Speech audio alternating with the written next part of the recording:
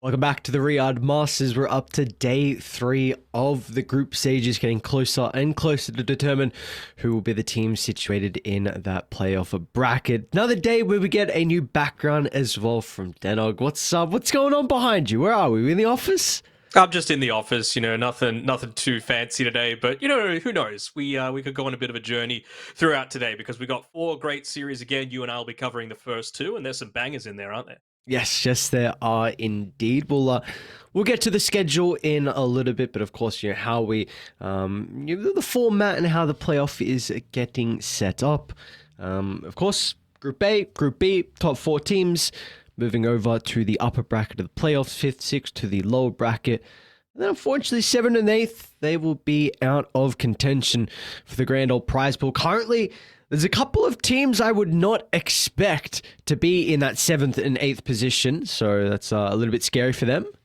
I mean, it really is just coming down to the day by day, right? I'm assuming one of those teams is PSG LGD over in Group A because they started this off 3-1 after day 1 and then lost every single game on day 2. So now they're sitting 3-5, joined by 9 Pandas and OG at the bottom. And honestly, a 3-5 map score isn't horrible. Like you probably shouldn't be bottoming the group off the back of that, but that's just how close it is. Even at the bottom of Group B with TSM and Tundra, they've got 2 wins still. Like that's not terrible, and there's plenty of time over the next 2 days to be able to make it up and at least get out of those bottom 2 spots. But they're going to need to win every single one of their games to give them a really solid opportunity and make it not so that other results need to go their way. But not speaking of one of those teams, OG taking on Team Spirit, the battle of some TI champion organizations starting us off. That should be amazing, huh? That should be a very, very exciting series. I mean, of course, I'm looking at Shopify Secret, but really even Spirit and Extreme.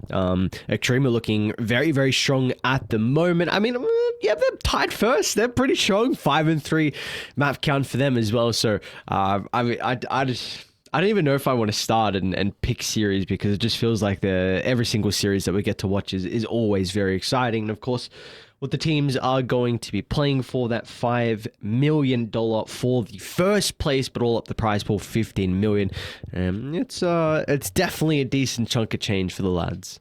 Absolutely. I mean, with that 50,000, that's already gone. Those are the teams that were eliminated during the play-in stage. So we were talking about, bottom 2 being eliminated, and there's teams tied down the bottom at the moment. But you got to fight for that 7th spot, even. If you're going to get eliminated, still go for the wins because that's an extra $100,000 dues just for potentially one extra game being won. I mean, if you would pay me 20 grand to win one series, one game even, I would be over with that. So really interested to see who has the mental fortitude because we saw during the last chance qualifiers a lot of the teams that came through the play-ins had a little bit of the edge, and I'd have to say this time around Extreme Gaming being one of those absolutely seems like it's the case. Same sort of thing with Asta, but then you've got Liquid who have just been part of like tournament after tournament after tournament after tournament. Same sort of thing with Tundra where you kind of start to sense that the fatigue might be setting in a little bit. Yeah, I wonder if that is the case or not for those boys. But we should look a little bit closer to our first series in particular on this stream with OG taking on Team Spirit. Like you said, Spirit had a very good day yesterday where they were able to get a 2-0 victory over PSG LGD, which was huge for them. But then they lost 2-0 versus Quest. So I suppose it was a mediocre, it was a decent day overall. I thought PSG LG were going to be a difficult team for them to go up against. And then OG yesterday, they 2-2. They versed 9 Pandas and EG as well. So a much better day for them compared to day 1. Yeah, I mean, their day 1 wasn't abysmal. It was 1 in the 3. It could have obviously been a lot better, but it really just comes down to part of the time. When do you face some of these opponents? Because we were talking about Team Secret, right? They were 0-4 after day 1. Day 2, they won every single game. Now they're 4-4, middle of the pack, actually currently in upper bracket qualification status if they keep that ball rolling. And it can really just be, taking little tidbits of what you see other people do and integrating them into your drafts. For Secret, it's really been that Bat Rider. That's the thing that they've really started to pick up a lot more. They never played it previously. Yamich has been styling on it, and they've just been winning a lot of games off the back of that. But enough about Secret. We're into OG Team Spirit. What I want to see OG do for this particular series is they need to play quickly. A lot of their wins come off the back of really quick games. 34 minutes is their average win time. And Team Spirit, When you look at their average overall game time, both wins and losses, it's 46 minutes. So they play for the late game. So I really want to see OG trying to take the fight to them and end this one early on. Team spirits turn. All right, let's see if that's going to be the case in regards to how they try and set themselves up with a game plan and their heroes. OG look for the Darkseer as their first overall, which is crazy that we're in a position where Darkseer is even potentially viable to be picked here. So let's see what Spirit want to do. Of course, if there is the potential for, I mean, you're already looking at like an Enchantress or Oracle for Miposhka. You know, maybe even you can go for a carry hero to address the Darkseer.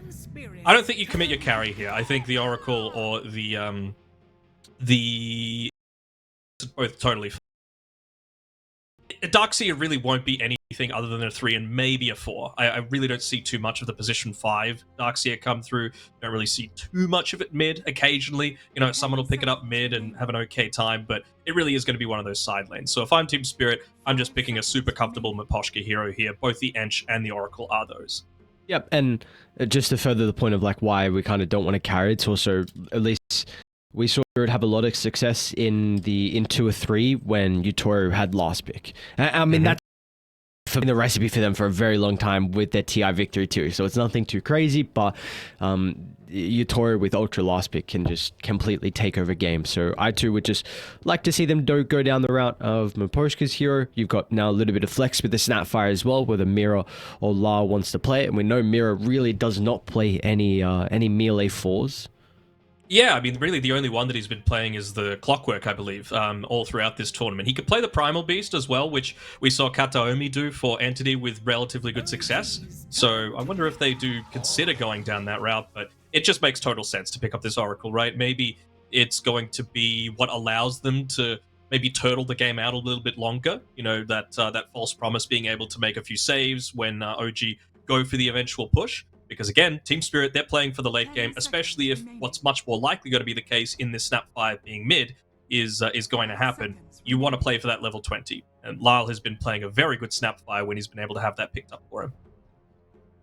But then it has to be said, like we kind of just mentioned, Utoru often has the win condition here as a carry. So if you then have a carry that needs a lot more space, and then a mid lane up that needs a lot more space as well, because we've currently seen so far, at least the games we've covered, games where you kind of have that style of draft, it's getting punished very often with this Snapfire. It is, and I really think that Yatoro is one of those heroes that he's players that's going to pick one of these heroes that, of course, is capable of farming, but also has something in like their innate toolkit that just lets them fight. So something like the Drow Ranger has really started to come a little bit more into prominence for him, just because you are able to do so much with so little. You know, most of the time we think about supports being able to fulfill that role, but you know, with a Drow Ranger, you can actually look to get nice and active if you've got people to go in front of you. So right now they don't have that. So if they were wanting to go the Drow, I think it's good against a double melee lineup, especially with an Oracle paired together. But you need something for Mira. It's not going to be the Clockwork because OG have just picked it up. But Mira and Collapse need to be playing a little bit more on that front line. I like this Clockwork pick though. Of course, you just classic Darkseer pairing, just a melee.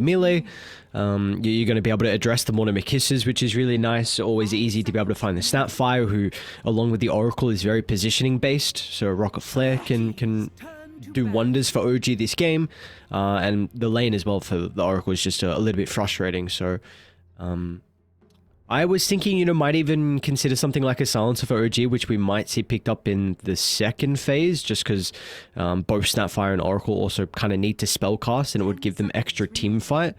So maybe that's something they can be considering, but of course we need to look at Spirit's hero first.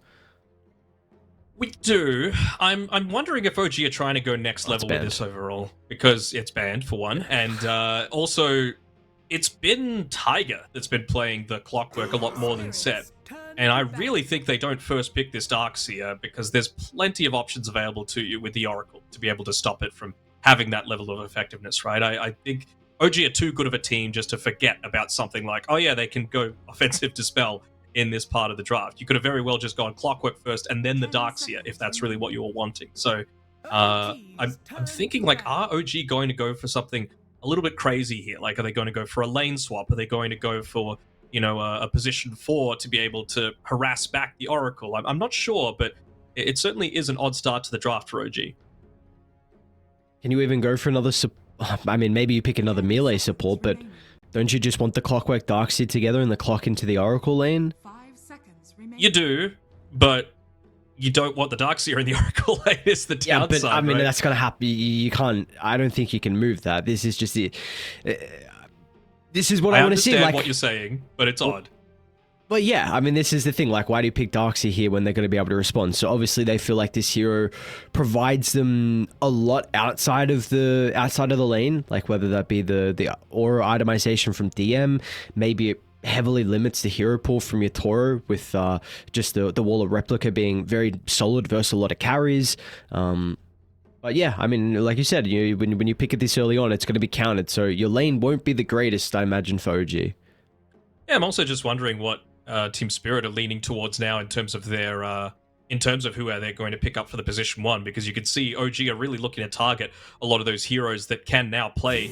Like, normally you never pick a melee into a Darkseer Clockwork lane, but considering you've got the Oracle, that's not going to be the case. And I think that's really important as well, to be able to take out the Mars against. For all teams that Spirit goes up against, I really think Collapse needs to be the one that's targeted in the draft. He has a very big hero pool, but he hasn't been forced to play any of it, really. Like, Mars and Timber has been played every single game for him, with one game of Beastmaster. So I think you really just need to consider, well, they can potentially just still go for this Timbersaw pick with Team Spirit. It's a hero that allows him to get quite active when the Snapfire is still looking to farm. Of course, got the Oracle to make you even more survivable with that reactive armor ticking on top of everything else. And I mean, if they can get to the end of this phase and pick it up, I think they're going to be over the moon.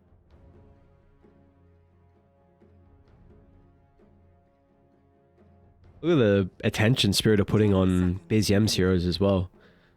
You got the Storm, you got the Puck, the Templar Assassin as well. Of course, I know Yuragi can play it, but they're trying to shut down the potential heroes that we could see played from the mid lane on OG. I'm just trying to think what Lyle now picks in response to this, because to me, he always does feel a lot better when he is playing those similar sorts of heroes. So maybe he just wants to be able to, I don't know, pick. I guess he's going to be playing the Snapfire, but like, I suppose these are heroes that speed up the game, though, right? Like the Storm, the Puck, and the TA. For different reasons. Storm and Puck kind of fill the same niche, but TA, of course, with some of that early itemization, with the quick roaches, you can look to end the game quickly. So this does make sense when you're thinking it from that perspective. So really now, what are OG going to have left available for them to be able to continue keeping up the pace? Because Darkseer and Clockwork, irrespective of Oracle, are heroes that could look to do that sort of thing. I hope they don't get too baited with this Snapfire flex. Okay, that's... There's also, still flex. Yep, there's still a little bit of flex there. Because I think another thing, when Spirit were playing in the DPC, they would very often just go for... We spoke about Yotori's hero last, but they would open up the first phase with a Lyle hero plus a support. So I really think more than likely Snap will be his hero. They keep some of that open with the Tiny getting picked up. OG, they're going to be able to respond with the Enchantress. Fast. Yes. Fast Doto is what that is. It's something that both Seb and Tiger can play. We've seen it a little bit more, I would say, on Seb up until this point, and I don't know about this one at all. I mean, a Void Spirit, you can do a lot with not too much, but you also really don't have the greatest lane matchup against both a Tiny and a Snapfire. The way that you get bullied out is just, well, you need to get up in the face to be able to get a lot of these last hits, because you are a melee hero at the end of the day. And Tiny can outrange you. He's got a ton of physical damage, and Snapfire as well is just going to be pumping right clicks into you from afar, being that universal hero. So, not quite so certain about this, because they're still lacking outside of that Enchantress a real tower sieger. I was considering, is OG going to go something like, I don't know, a Dragon Knight to be able to start things off? Ooh. I don't know if we've seen a Lycan come out for either Collapse or Yotoro this tournament, so this is something completely out of left field. And I mean, against an Enchantress and a Clockwork, they're really not the best at being able to deal with like a huge army of units. And it pushes the tempo as well, right? Like, this is something you were saying you wanted to see OG do. Now the Lycan kind of offers you that as well for Spirit, and continues with the who knows where the hell they're going. Currently, OG, I mean, it's very obvious. You have the Darkseid Clockwork pairing. Enchantress going to be played in the safe lane. You got the Void Spirit going mid. For Spirit, we only really know about the Oracle being on Maposhka, and that's kind of about it. You don't think there's even a possibility of a one tiny, do you? And Lycan Yeah. Wolfbite, the old LGD strat that they tried against Spirit back in TI 10 Grand Finals? Look, that thought did cross my mind for a second, and then I have not seen it. You got to since, throw it out there just for the 1% just in chance case. that it happens that you could say, I called it. just in case. So, what are we looking at though for Yuragi? Deuce is going to get banned out currently, so you're going to need a hero that can kind of deal with maybe some of the summons of the Lycan. I mean, definitely Deuce is able to stand her ground and set up a formation, makes it very difficult for the Lycan to run past her. Sven, please. Yes, I like that a lot. I really like that a lot. You got your classic Darkseid pairing, back into the combo. Really and, solid lane with the Ench, if you were wanting to run it like that. I mean, I don't think this is a deterrent to you picking the Sven, but it would kind of feel nice with at least early on the Fortune's End being able to purge off the Warcry. I really don't think that's going to stop you from picking it, but if that is, I mean, it would at least be a nice tool that Spirit have. But yeah, I really like the Sven. Yeah, I mean, if you're playing against the Oracle, it's basically going to be, all right, Clockwork, your job is to find the Oracle and just make sure that he's panicked and not able to worry about things like a freaking Warcry. It's just about how are you going to be able to survive and things of that nature. Yeah, kind of squishy right now. I mean, both teams don't have insane team fight, right? It's all around like a Darkseer, and it's a bit more like pick-off oriented with the Tiny and even the Kisses, to be honest. There's nothing really that's going to hold OG in place right now. You can just look to run away from a lot of the engagements that they have. The downside is you've got a Lycan that's going to be chasing you, so he's going to be able to outpace any sort of retreat that they're going for. I'm trying to think some other options for Yuragi. I mean, they're just leaving until last, right? I don't think they've even decided yet. Oh, got alright. What can you pick now?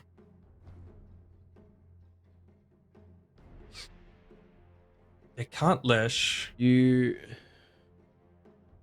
Like, can they just Zeus or something? And then do the sort of thing that we were talking about? I mean, you could even run a Lycan as a 1, and then Tiny Snapfire side lanes, but I don't like Snapfire 3, so maybe not.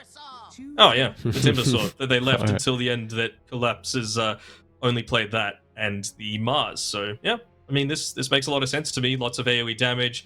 It is the position 1 Lycan coming through as well for Tiny, so a rare melee position 4 coming through for Mira here, but when you're coming up, when you've got Collapse as your position 3, playing one of his signature heroes, and I mean, he's probably still going to need to go against a Naga Siren with a lot of that slow ticks coming through. Reactive Armor is going to help a little bit, but I think Mira still wants to be in a position to be able to make a lot of these rotations. We brought up at the start of the draft as well how we haven't really been enjoying the double core lineup with the Snapfire plus a greedy carry. I definitely wouldn't say the Lycan fits that role at all. Yatoro, it can definitely pass the weight over to Lyle to be able to potentially carry this game as it goes on. I mean, it also looks like an incredible Timbersaw game as well. So, you know, even Collapse could be a huge issue. And like you said, I mean, you get a 24th pick Timber where he's already been having so much success on it so far to start the Riyadh Masters. So I like the draft from Spirit. But really the big question that I have to you is, do we feel like OG's tempo is going to be something that Spirit can address? Because coming into it, you said OG, the games where they win and look very good, it's quick and clean. Don't try and run them over. Spirit, they like the longer drawn out games. So do we feel like OG have a lineup that is going to be able to get control early and potentially end this game before Spirit become a threat?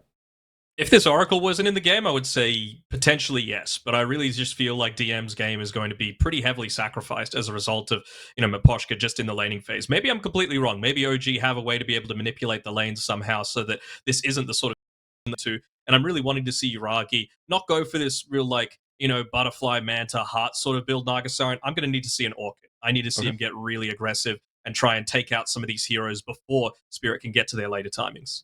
Okay. Yeah, I mean, with the Orca to follow up, it could be considering maybe an early Bloodthorn with the Mage Slayer to mitigate some of the Timber's damage output inside some of the fights. So we will see how either side feel like they need to go about it to be able to take this game. As we got some good lucks, we got some tips already starting as well. Mira showing some respect to Seb, and we will get ourselves underway. So I think we're both favoring Spirit. Would you say that's correct? You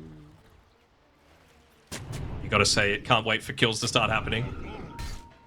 Oh, well, that's a nice way to be able to start things off. I'm very hesitant with though. I feel like if the lanes go okay for OG, I think they can play a very, very active game, and I don't know if there's much Spirit are going to be able to do. Like, I'm concerned about the mid game, past the 20-minute mark for Spirit.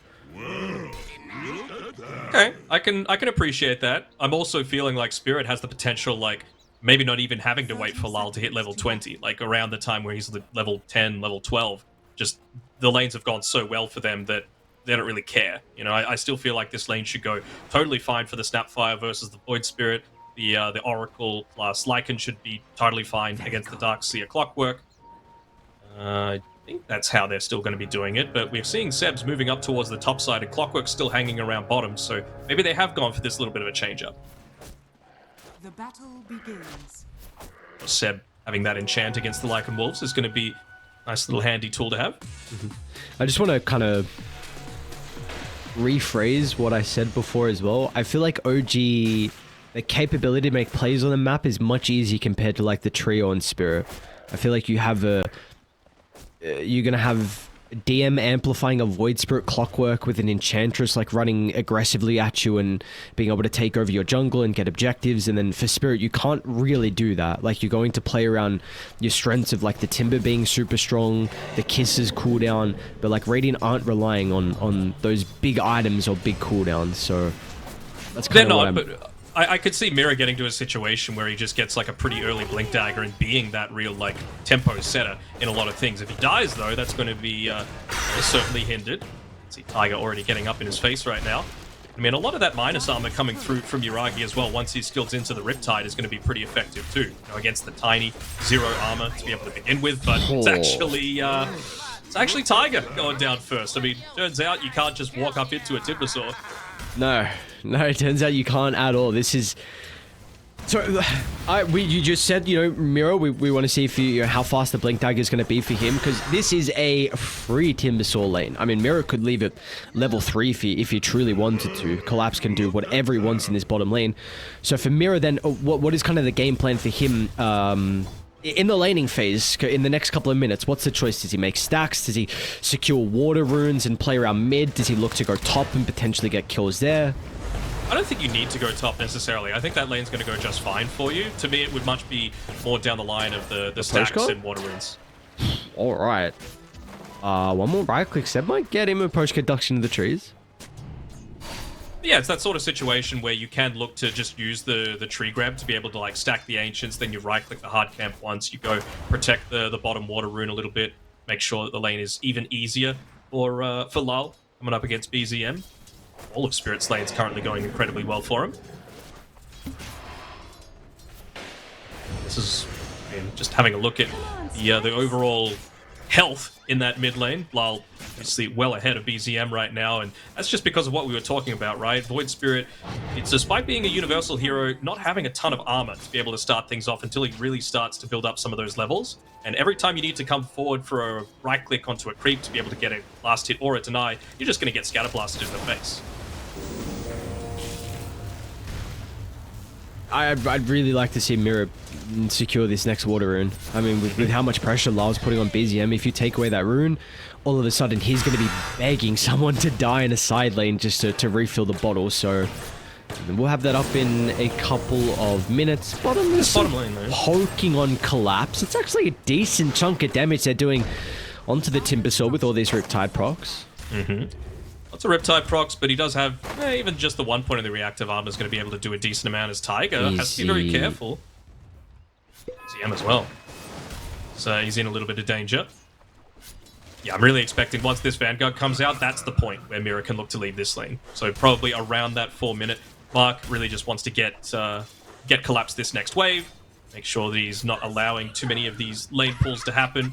We've been able to get it off here on Tiger, but really shouldn't matter that much. Collapse solo against a Naga Siren. There's 0 kill threat there from the Naga. Dude, BZM is making me very worried.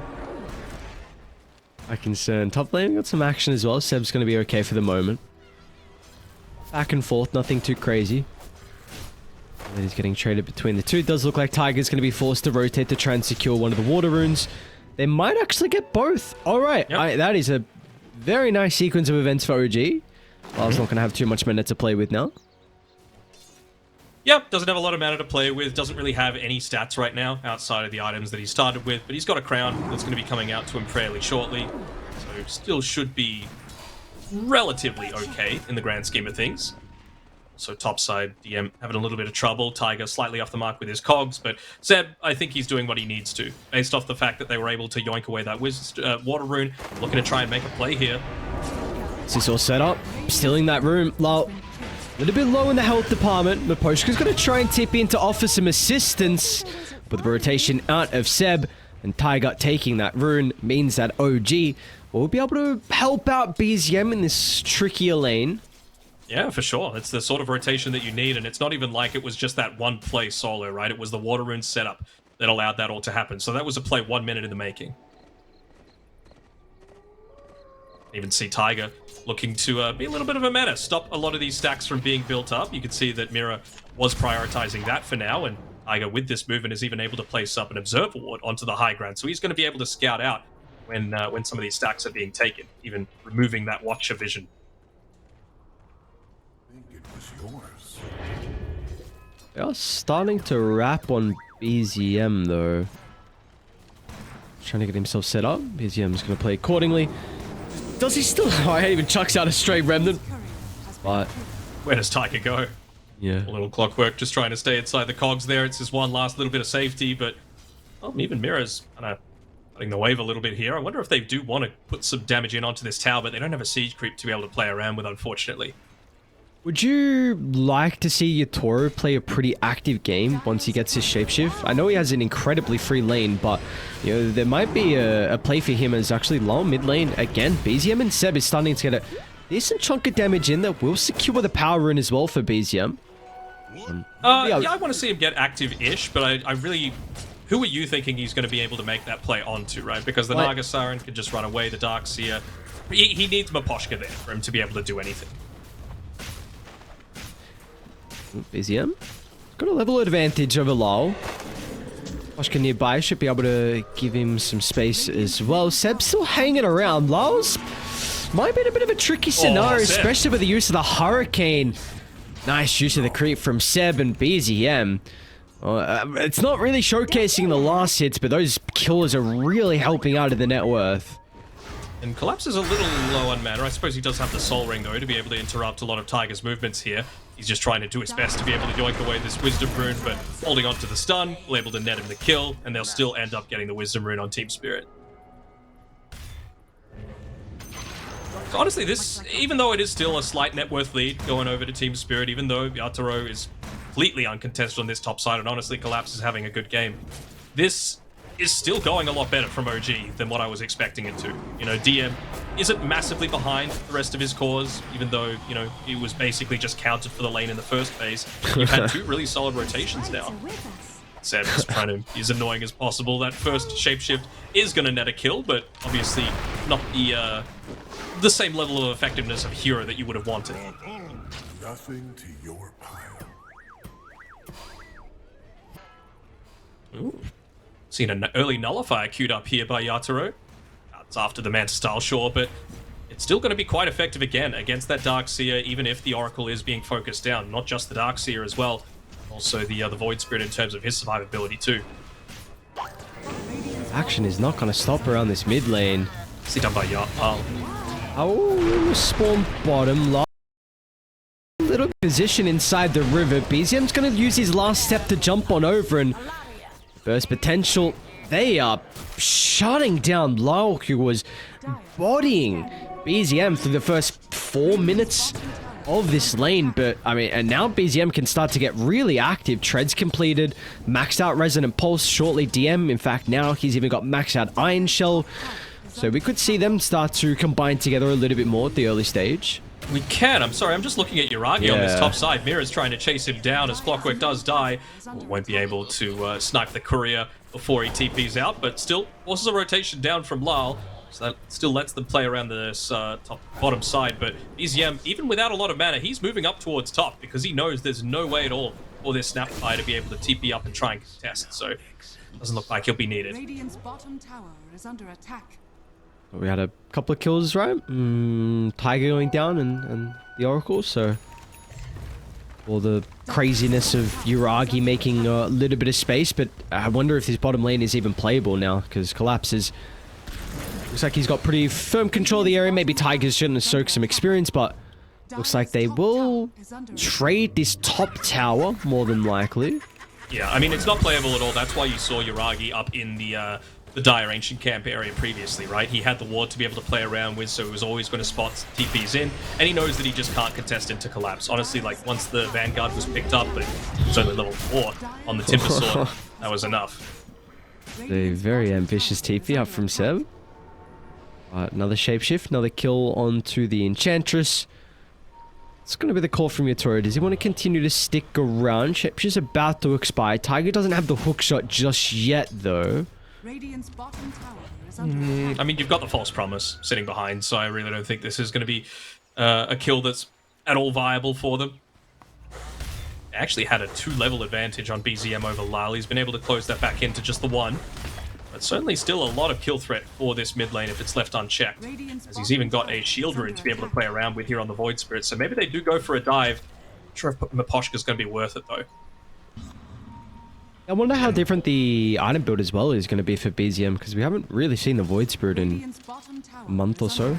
Yeah, I'm interested to see it as well. I think you still do need to go into that heavy physical damage style, just because it is quite burst oriented, right? You need to make sure that you're taking out the Oracle so that the rest of your team is enabled. And the one that's best enabled to do that is BZM on this Void Spirit.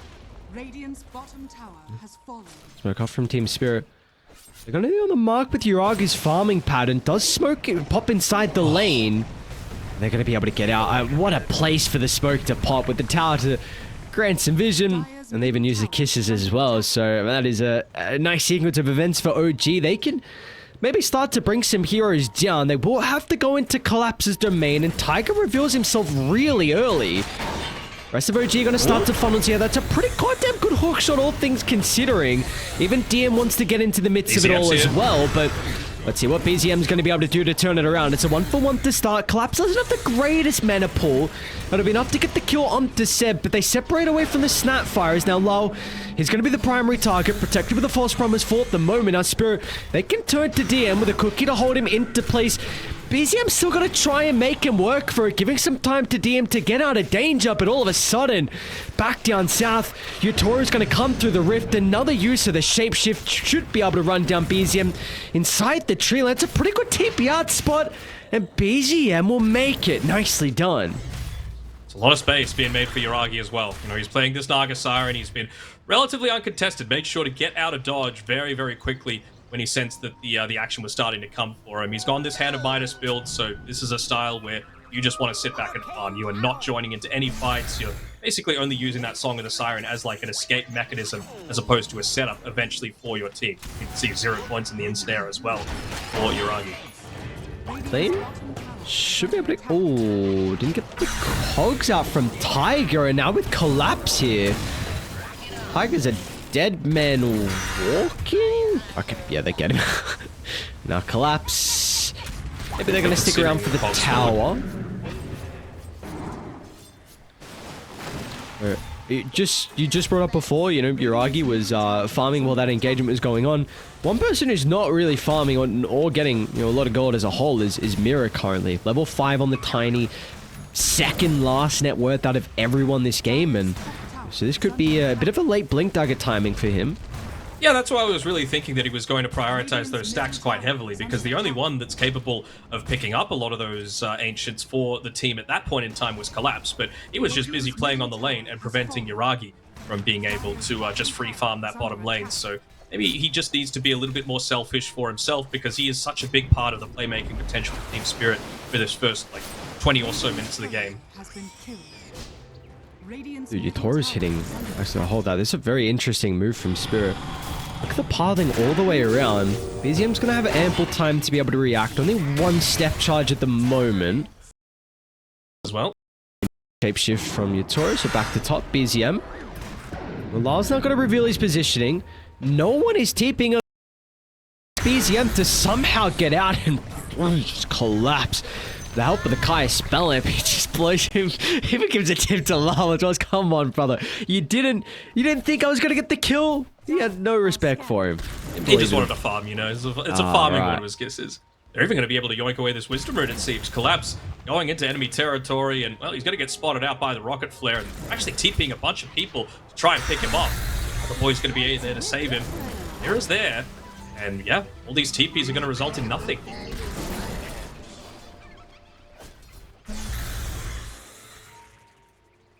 Mira finally starting to work up a little bit of that gold for himself as well.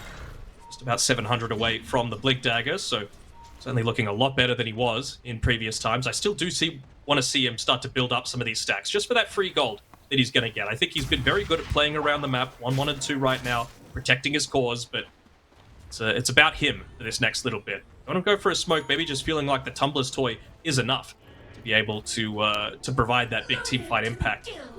Hard heroes to kill, though, with the Crimson Guard freshly completed by DM. They do have a lot of spell damage, though. We will see. Let's see how much that's actually going to be able to protect OG. It's going to be a 3v4, and look at the pathing from Spirit as well. Once again, the full wraparound.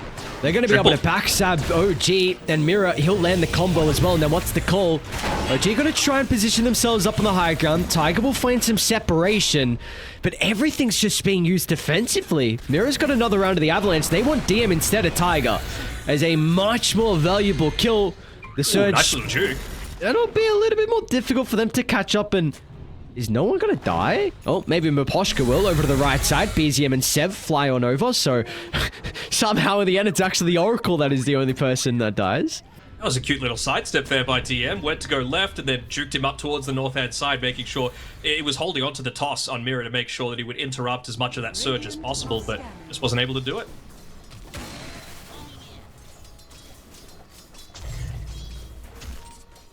Well, with that, Yuragi is still free farming. Midas getting closer to the Manta. Well, you got Manta on Yatoro, no, at this point. Level 12, level 2 Shapeshift, Spark of Courage available, so he is able to just rip through people. A bit more active now. You know, you can much more easily shove out waves, especially at nighttime, with that Howl being global. And it's going to be a long time until you reach into that Nullifier. So this is the time where you need to, yes, farm, but also make sure that you're getting hero kills when you're the strongest hero in the game. Like this one onto BZM in the triangle? Oh, into the north instead. Jukes will work? Yeah, seems like it. Now as well, they're going to be able to catch up to Lao. Nagas are going to die? That's a hell of a comet. What happened to Yuragi? And now Toro's going to swing on over as well. Once again, looking to get involved off the back of the Shapeshift. 2 kills already to start from Spirit, and they're not done just yet as well. The Toros are going to have the damage. Nice sidestep from Seb. Once again, it's another defensive wall, though, and Collapse knows no fear, and there's nothing to blame him as well. Nothing OG can do to prevent the Timber Saw. BZM will still be able to get the kill into Mira, but that is a consolation prize at best to Spirit, continuing to build the lead. And maybe just thinking that he was somewhat capable of fighting there on Yuragi, right? He didn't have the Hand of Midas available, at least, but you know, wasn't able to pop the Song of the Siren, and doesn't have a lot of stats. He's only 1250 HP right now, even with that Occult Bracelet maybe lulling him into a false sense of security, but he just melted to even just the Tiny's damage. Of Mira on the Tiny, just 75 gold away from that Blink Dagger, so he's going to be a very happy boy, as is Yatoro. Just off that one team fight, he could have spent that minute farming, but he would have gotten the exact same amount of gold as he would have getting for the kills. That's exactly what he did. He got active, he realized his big strength, his team was in a good position to be able to punish. Now he's able to go back to farming, at least for the next 30 seconds or so. Shapeshift's going to be back up, and then he can look to play around his team again, especially Mira.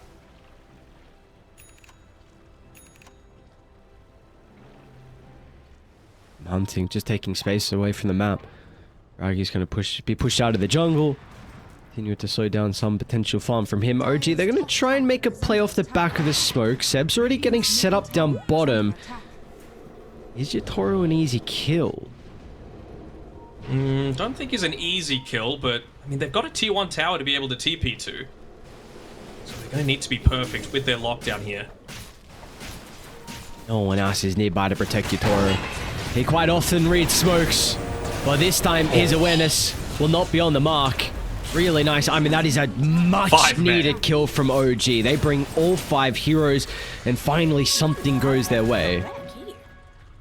Aside for Spirit, though, is that they're just able to steal away most of OG's side of the map. Yes, it's important to be able to kill this Lycan, especially when he's holding onto all of this gold, unreliable gold that he's going to lose whenever he dies, but I don't think you can afford to give 4 people space on Team Spirit. BZM. It's a blink on Mira, back into the Atos as well. They're going to have the damage inside the stun control. It's like it's not going to be the case. BZM still, they're going to try and chase with the kisses. Another round that doesn't net them a kill. Collapse is closing the distance, but Poshka as well. Yoink. Over the top, and well, in the end, Spirit, they still will be able to kill off BZM, who...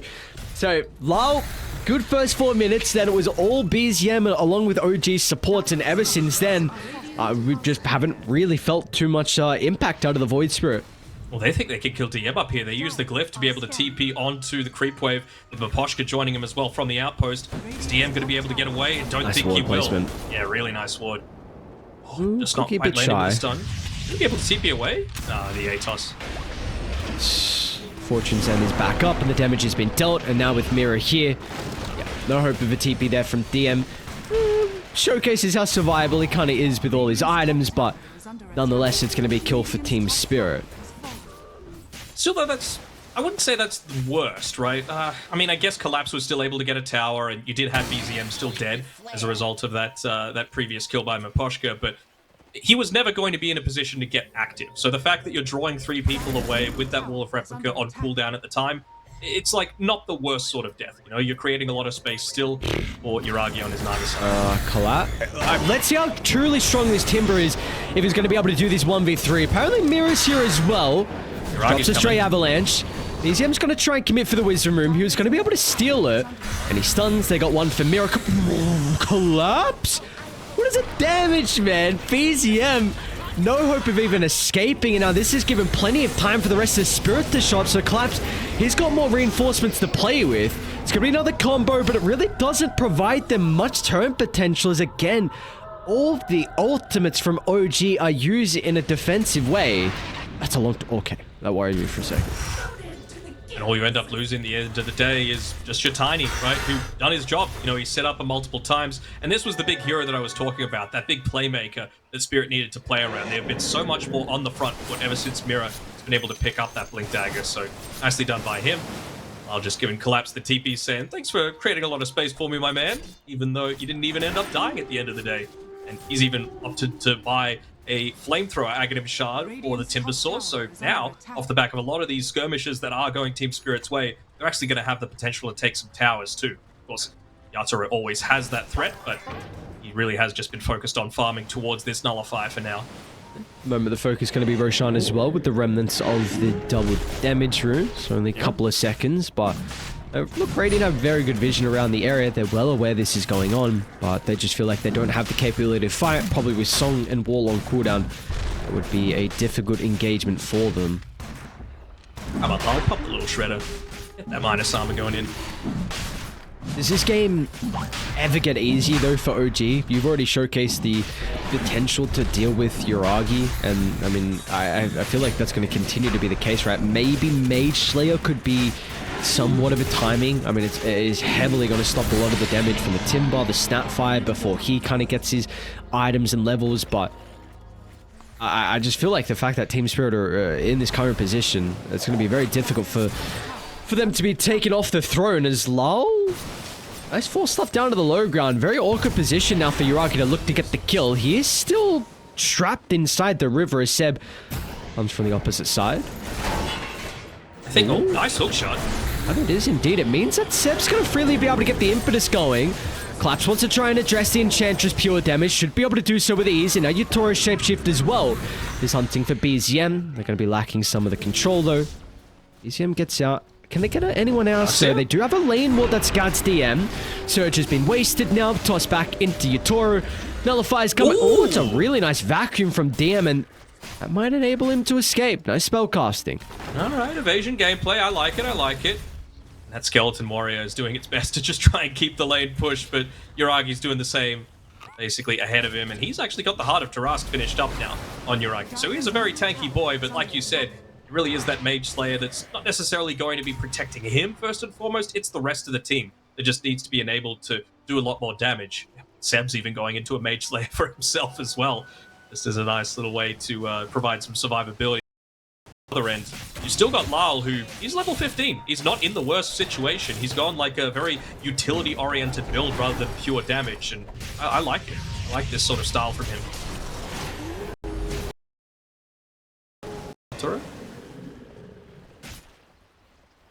Mage Slayer completed by the Naga, so we'll see if they want to make something happen here, because they should know that Shapeshift, it is just coming back off cooldown though, so maybe they don't want to make an attempt, but if it was 15 or so seconds earlier, they could have.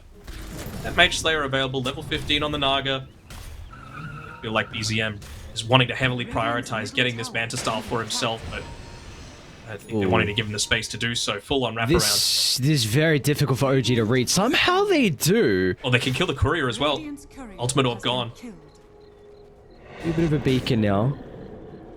Im's going to go through the portal. BZM. Oh, I was going to say, if he keeps running around, might run into that ward. I was going to say, that is a very difficult play to read with Collapse beating onto the T2 town mid, who, speaking of him, gets a freebie. That's so much damage. That's so stupid, actually. How does he die that quickly? Yeah, Timber's a cool hero. Then they will lose the Bloodstone. Alright. Big deal.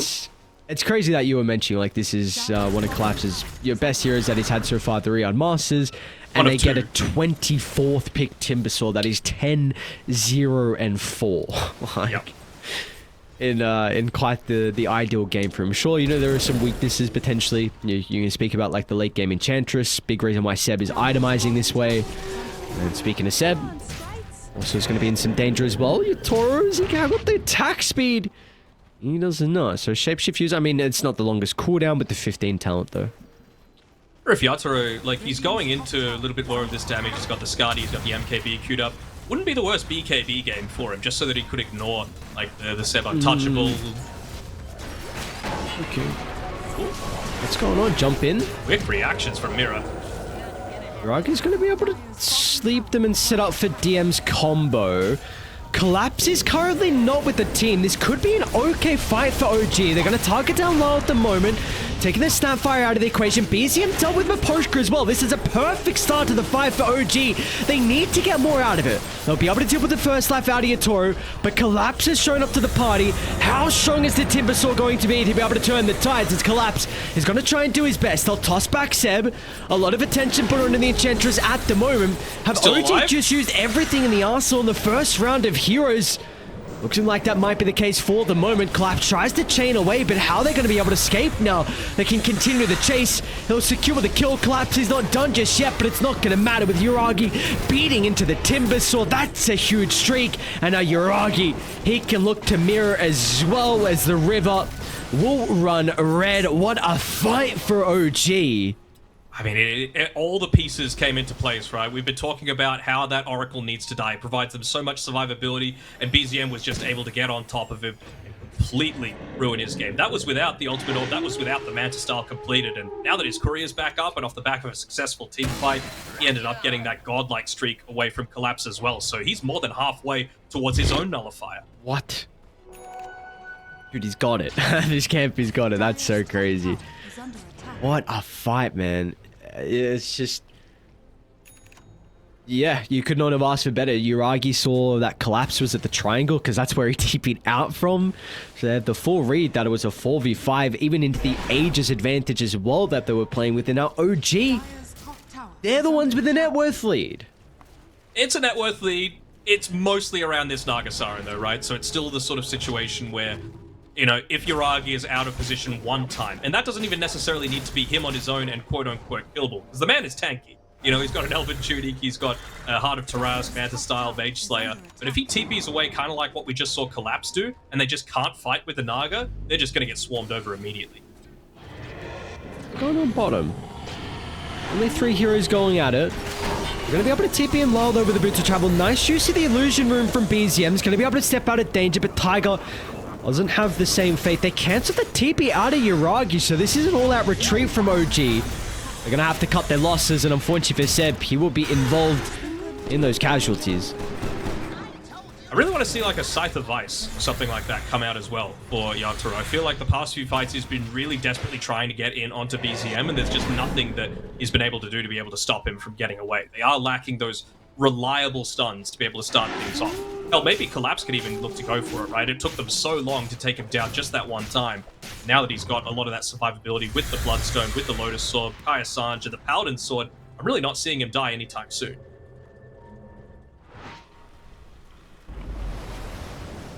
Radiant's bottom tower is under attack. How Dire's much do we feel like middle OG tower is under back in this game off the back of that previous fight around the T2 tower? Do you still say there's a pretty high chance for Spirit to be the ones in the driver's seat? Dire's middle tower is under I still think Spirit are in the driver's seat. What does Dota Plus say, actually? It's actually got OG favored 61%. I mean, the big thing for mine is that a lot of these... Poshka? Since and Fortune's End, Clap's going to be heroes along with Yatoro. That's a hell of a wall from DM, though. They're going to continue to bump into Poshka. Really good signs when he's able to use the false promise onto himself, because he can't use it defensively now. It has given time for Team Spirit to move on over. Kisses from downtown. They're going to try and target down Tiger to deal with the clockwork. He's making him work for the kill, though. It's a little bit messy out of Team Spirit. They want to go for a second round, though. Collapse is still in fighting shape. Going to be able to chase down DM. Oh, this pit, you don't run anywhere else. Maybe go to Yuragi, though. They both have TPs. Yuragi does. DM does. And they are both out. Very nicely done by him. All right, so the plus side for Team Spirit there is that with the Mortimer's Kisses, even though he was at super far range, Lyle was the one to get the last hit. So he's approaching up onto that level 20 for himself. And, you know, again, he has gone for a little bit more of this utility style. We're not going to be seeing, like, Chrysalis, Daedalus anytime soon, as Seb will once again be able to walk away. But you still do have that threat, right, coming from the Snapfire level 20. That's the big thing that I'm seeing coming through here, so that they can actually look to take out someone like Seb in really quick fashion. Yeah, but Poshka's got a blink. Radiant's All right. top tower is under attack. He's pretty farmed, actually. Aethelon's blink. Got the cycling between the Psychic Headband of the Philosopher's Stone as well, so some pretty good neutral items for the Oracle of this game. Besides, know that Roche potentially available to respawn, so they're going to be forced to play down at this bottom side of the map. Collapse is a difficult blockade to get around, but the Tiger's going to fly to the right. Yuragi's going to reveal himself as well, but the Vacuum's going to stop the retreat. They want to try and deal with the Poposhka, and thanks to Tiger's vision, they're able to get a glimpse of the Oracle. So a 4v5 is still a fight that Spirit want to take. Gonna try and charge on forward. It's a bit messy, though. Fights breaking out on multiple fronts. But dealt with the clockwork. The OG doing a pretty good job to continue to kite them at the moment. Seb, he's not the easiest kill with the untouchable. It means that Collapse is starting to fall a little bit low once Yuragi's able to get the damage up. But now with the artillery raining down, it's going to prove to be an issue as OG, they're shrugging off the damage. They'll turn to get the kill at the Yatoro. Now it's Collapse against the World Mirror. He can maybe chuck out a stray spell here Yuragi and there. again. But in fact, Yuragi, they just want nothing to do with this. Once again, the song into the TP out, and BZM will slip out to the left. I'm just going to go back to like my BKB call that I made a little bit earlier. I really feel like Yatoro is struggling off the fact that he just doesn't have this magic immunity. Like, yeah, you've got things like, you know, the clockwork hooks and everything else like that to be holding him in place, but it feels like he's spending far too much time just trying to slowly chase someone down when he should be able to wipe them out with the use of that nullifier. He was able to do it once onto Tiger on his clockwork, and it just feels like he should be able to get a second. I mean, the nullifier only has a 10-second cooldown.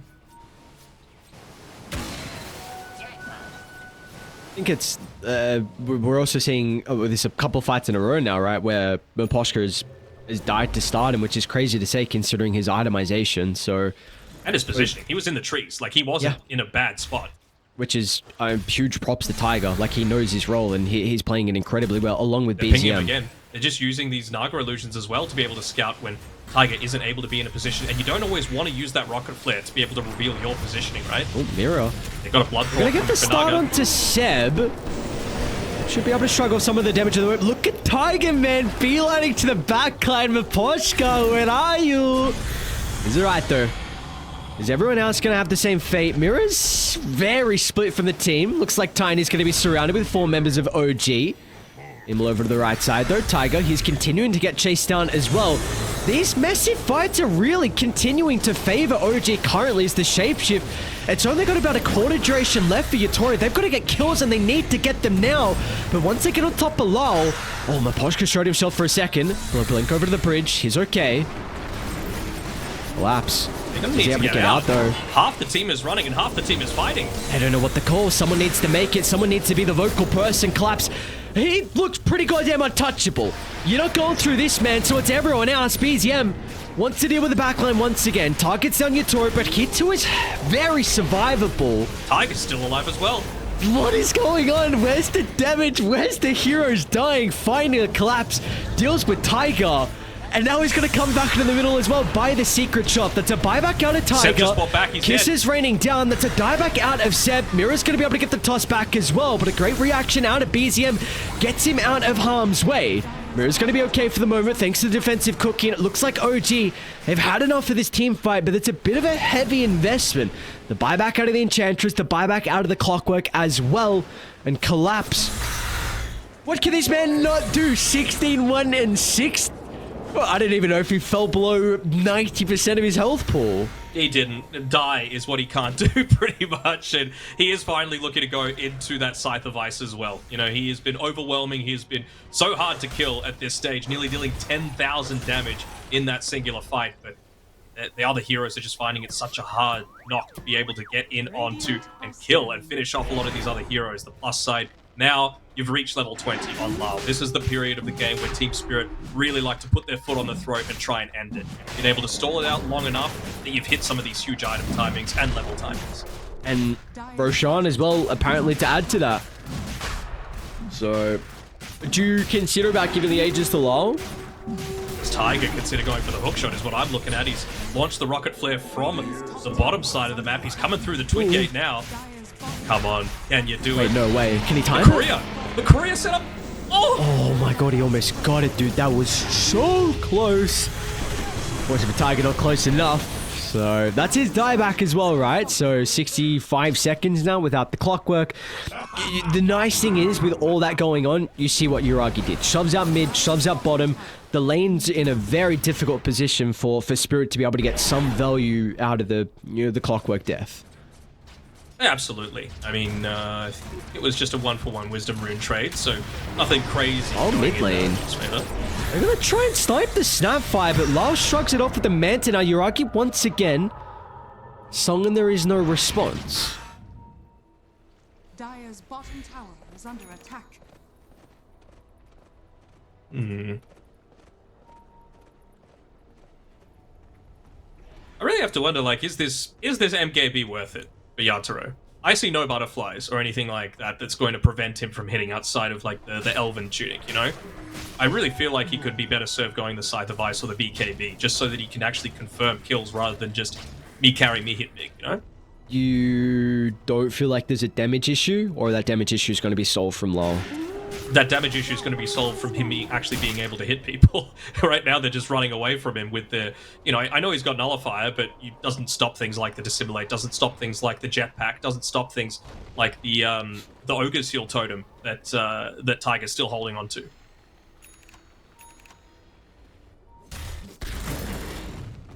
So is Edge as well completed from BZM.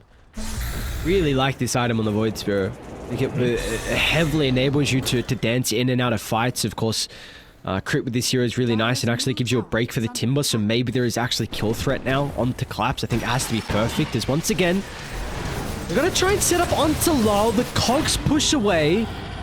It's not going to be enough. And again, this song into the TPR. Tiger does have his, but he's not going to go for it.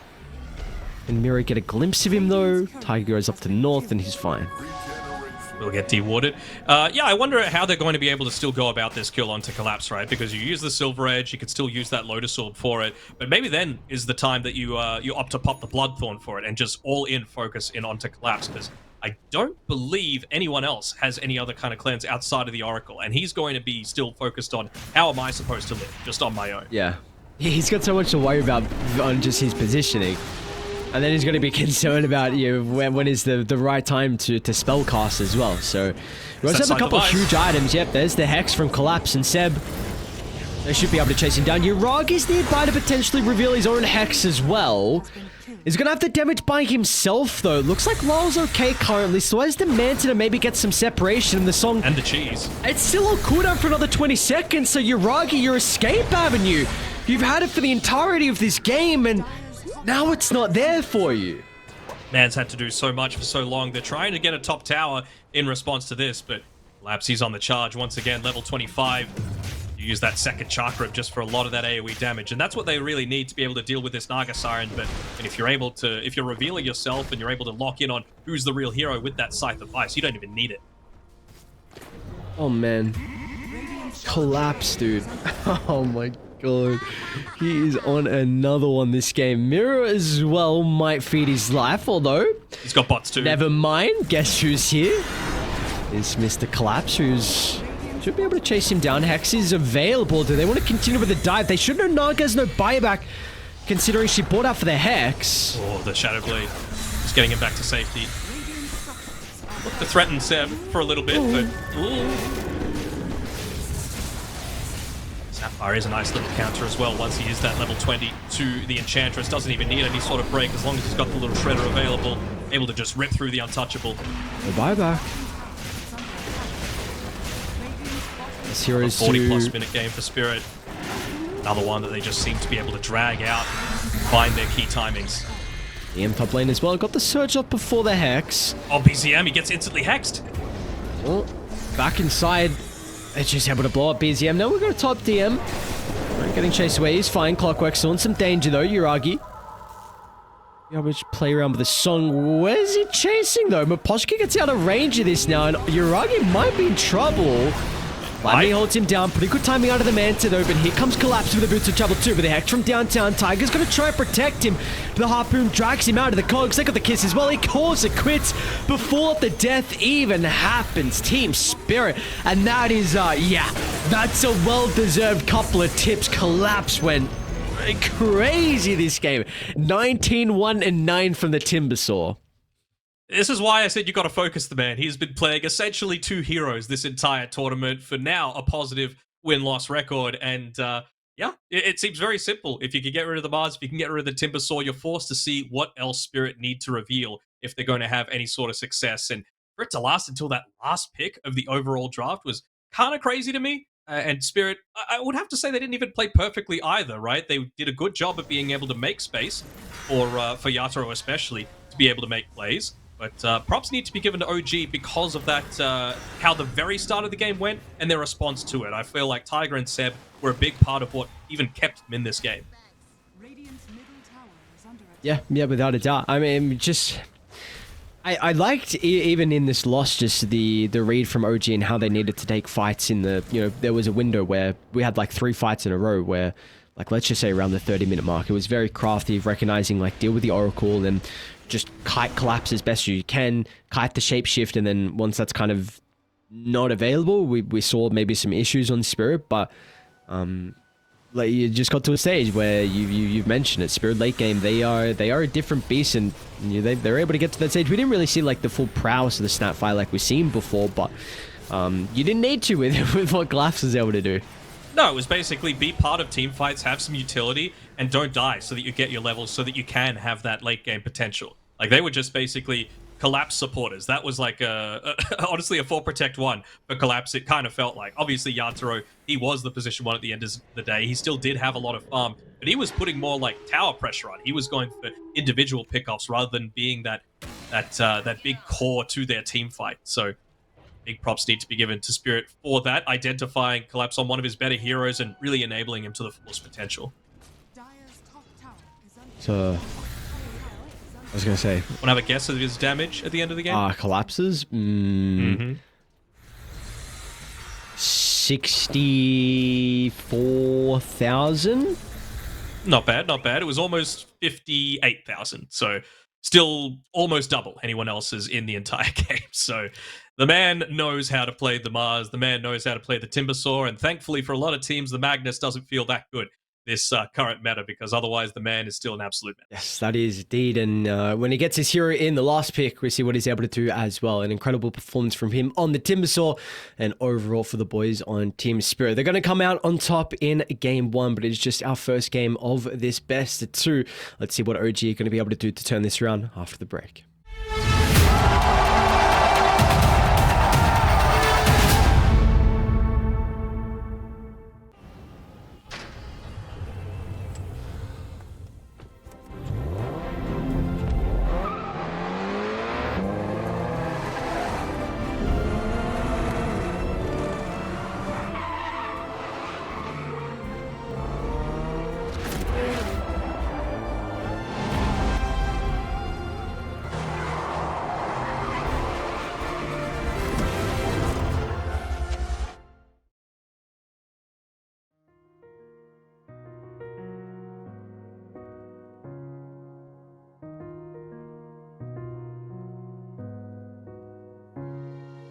الحياة لحن، ولأننا جزء من مقطوعة عظيمة تحركنا، تلمسنا، تصنع من لحظاتنا ذكريات بديعة.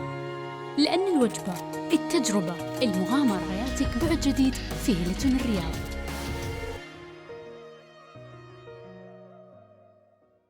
All new Honor Magic 5 Pro. Freeze even fleeting emotions in just milliseconds. Take marvelous night shots with lightning-fast exposure. The display reveals more details in bright areas with an astonishingly long battery life that just keeps going. The latest flagship chipset brings you exceptional performance. Unleash the power of magic. Honor Magic 5 Pro.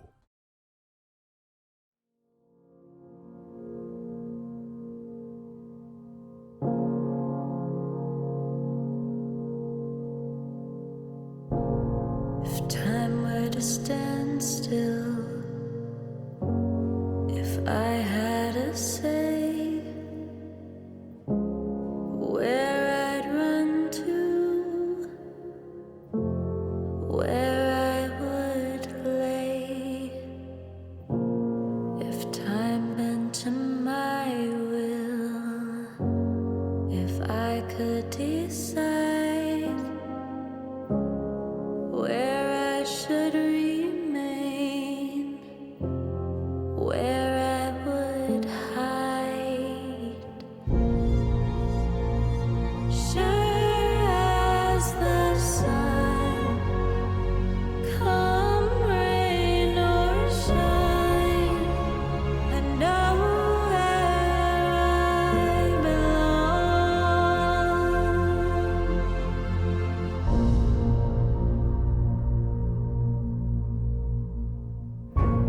If time were to stand still, if I had a say, where I'd run to, where I would lay, if time bent to my will, if I could decide where I should remain,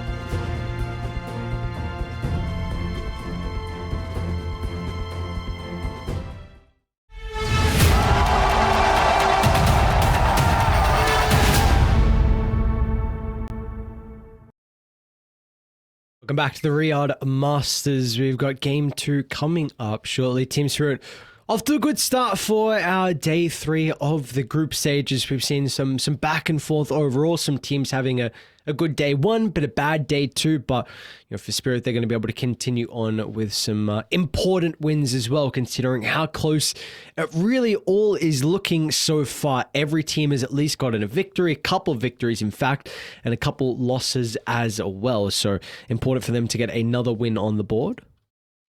Yeah, absolutely. I mean, it's positive momentum.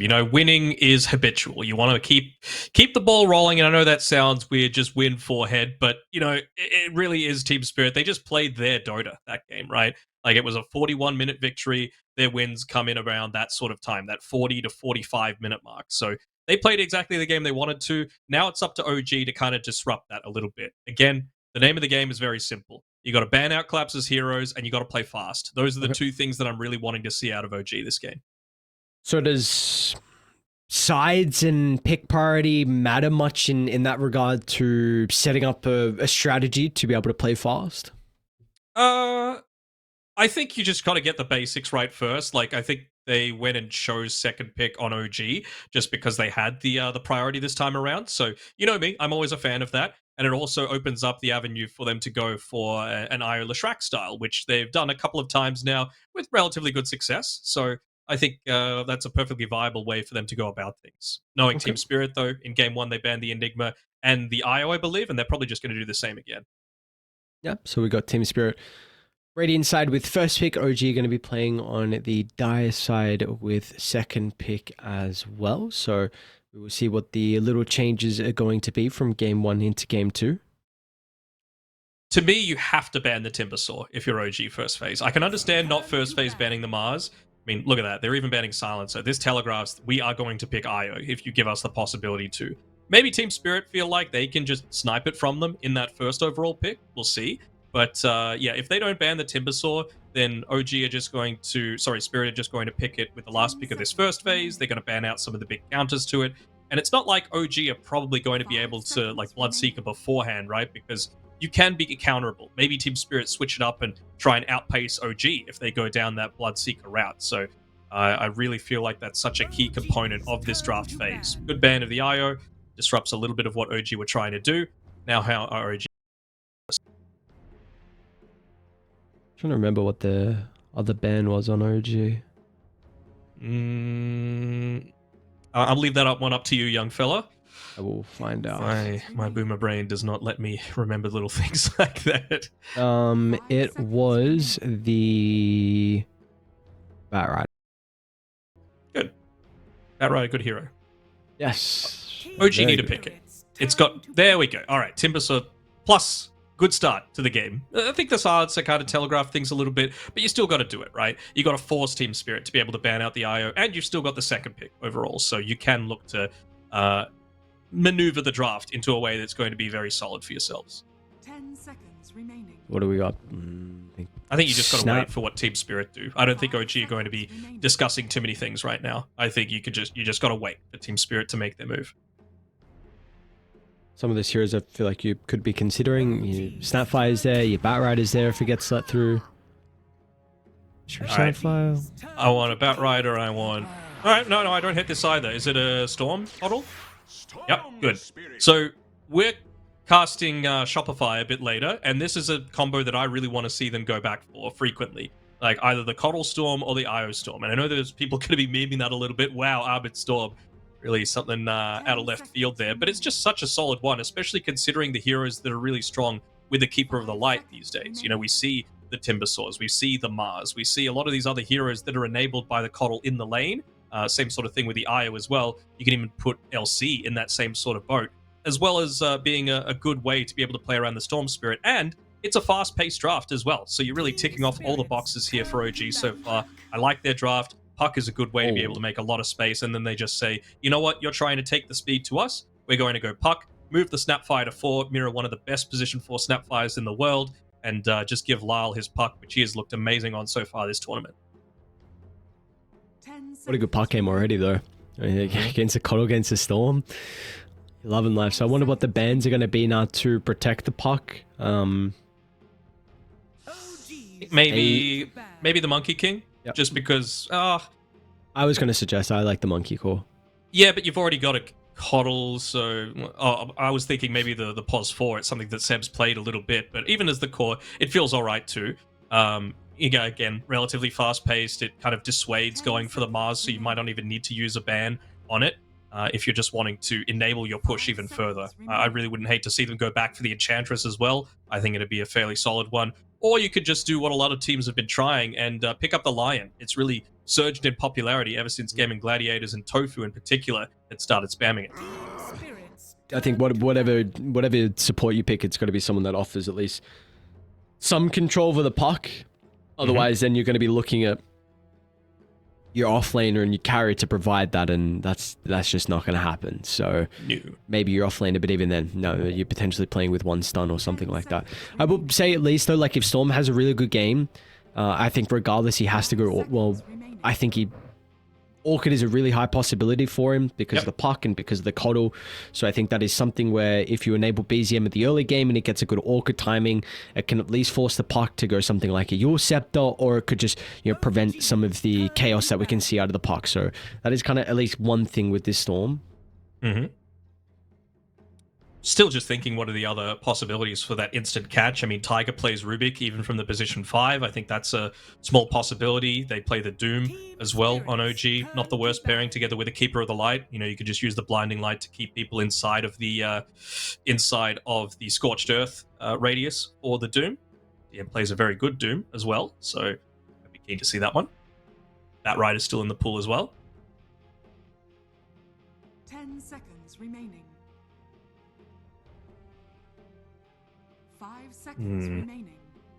What else could we look for them to go for? I mean, maybe a Slark could be a consideration for OG.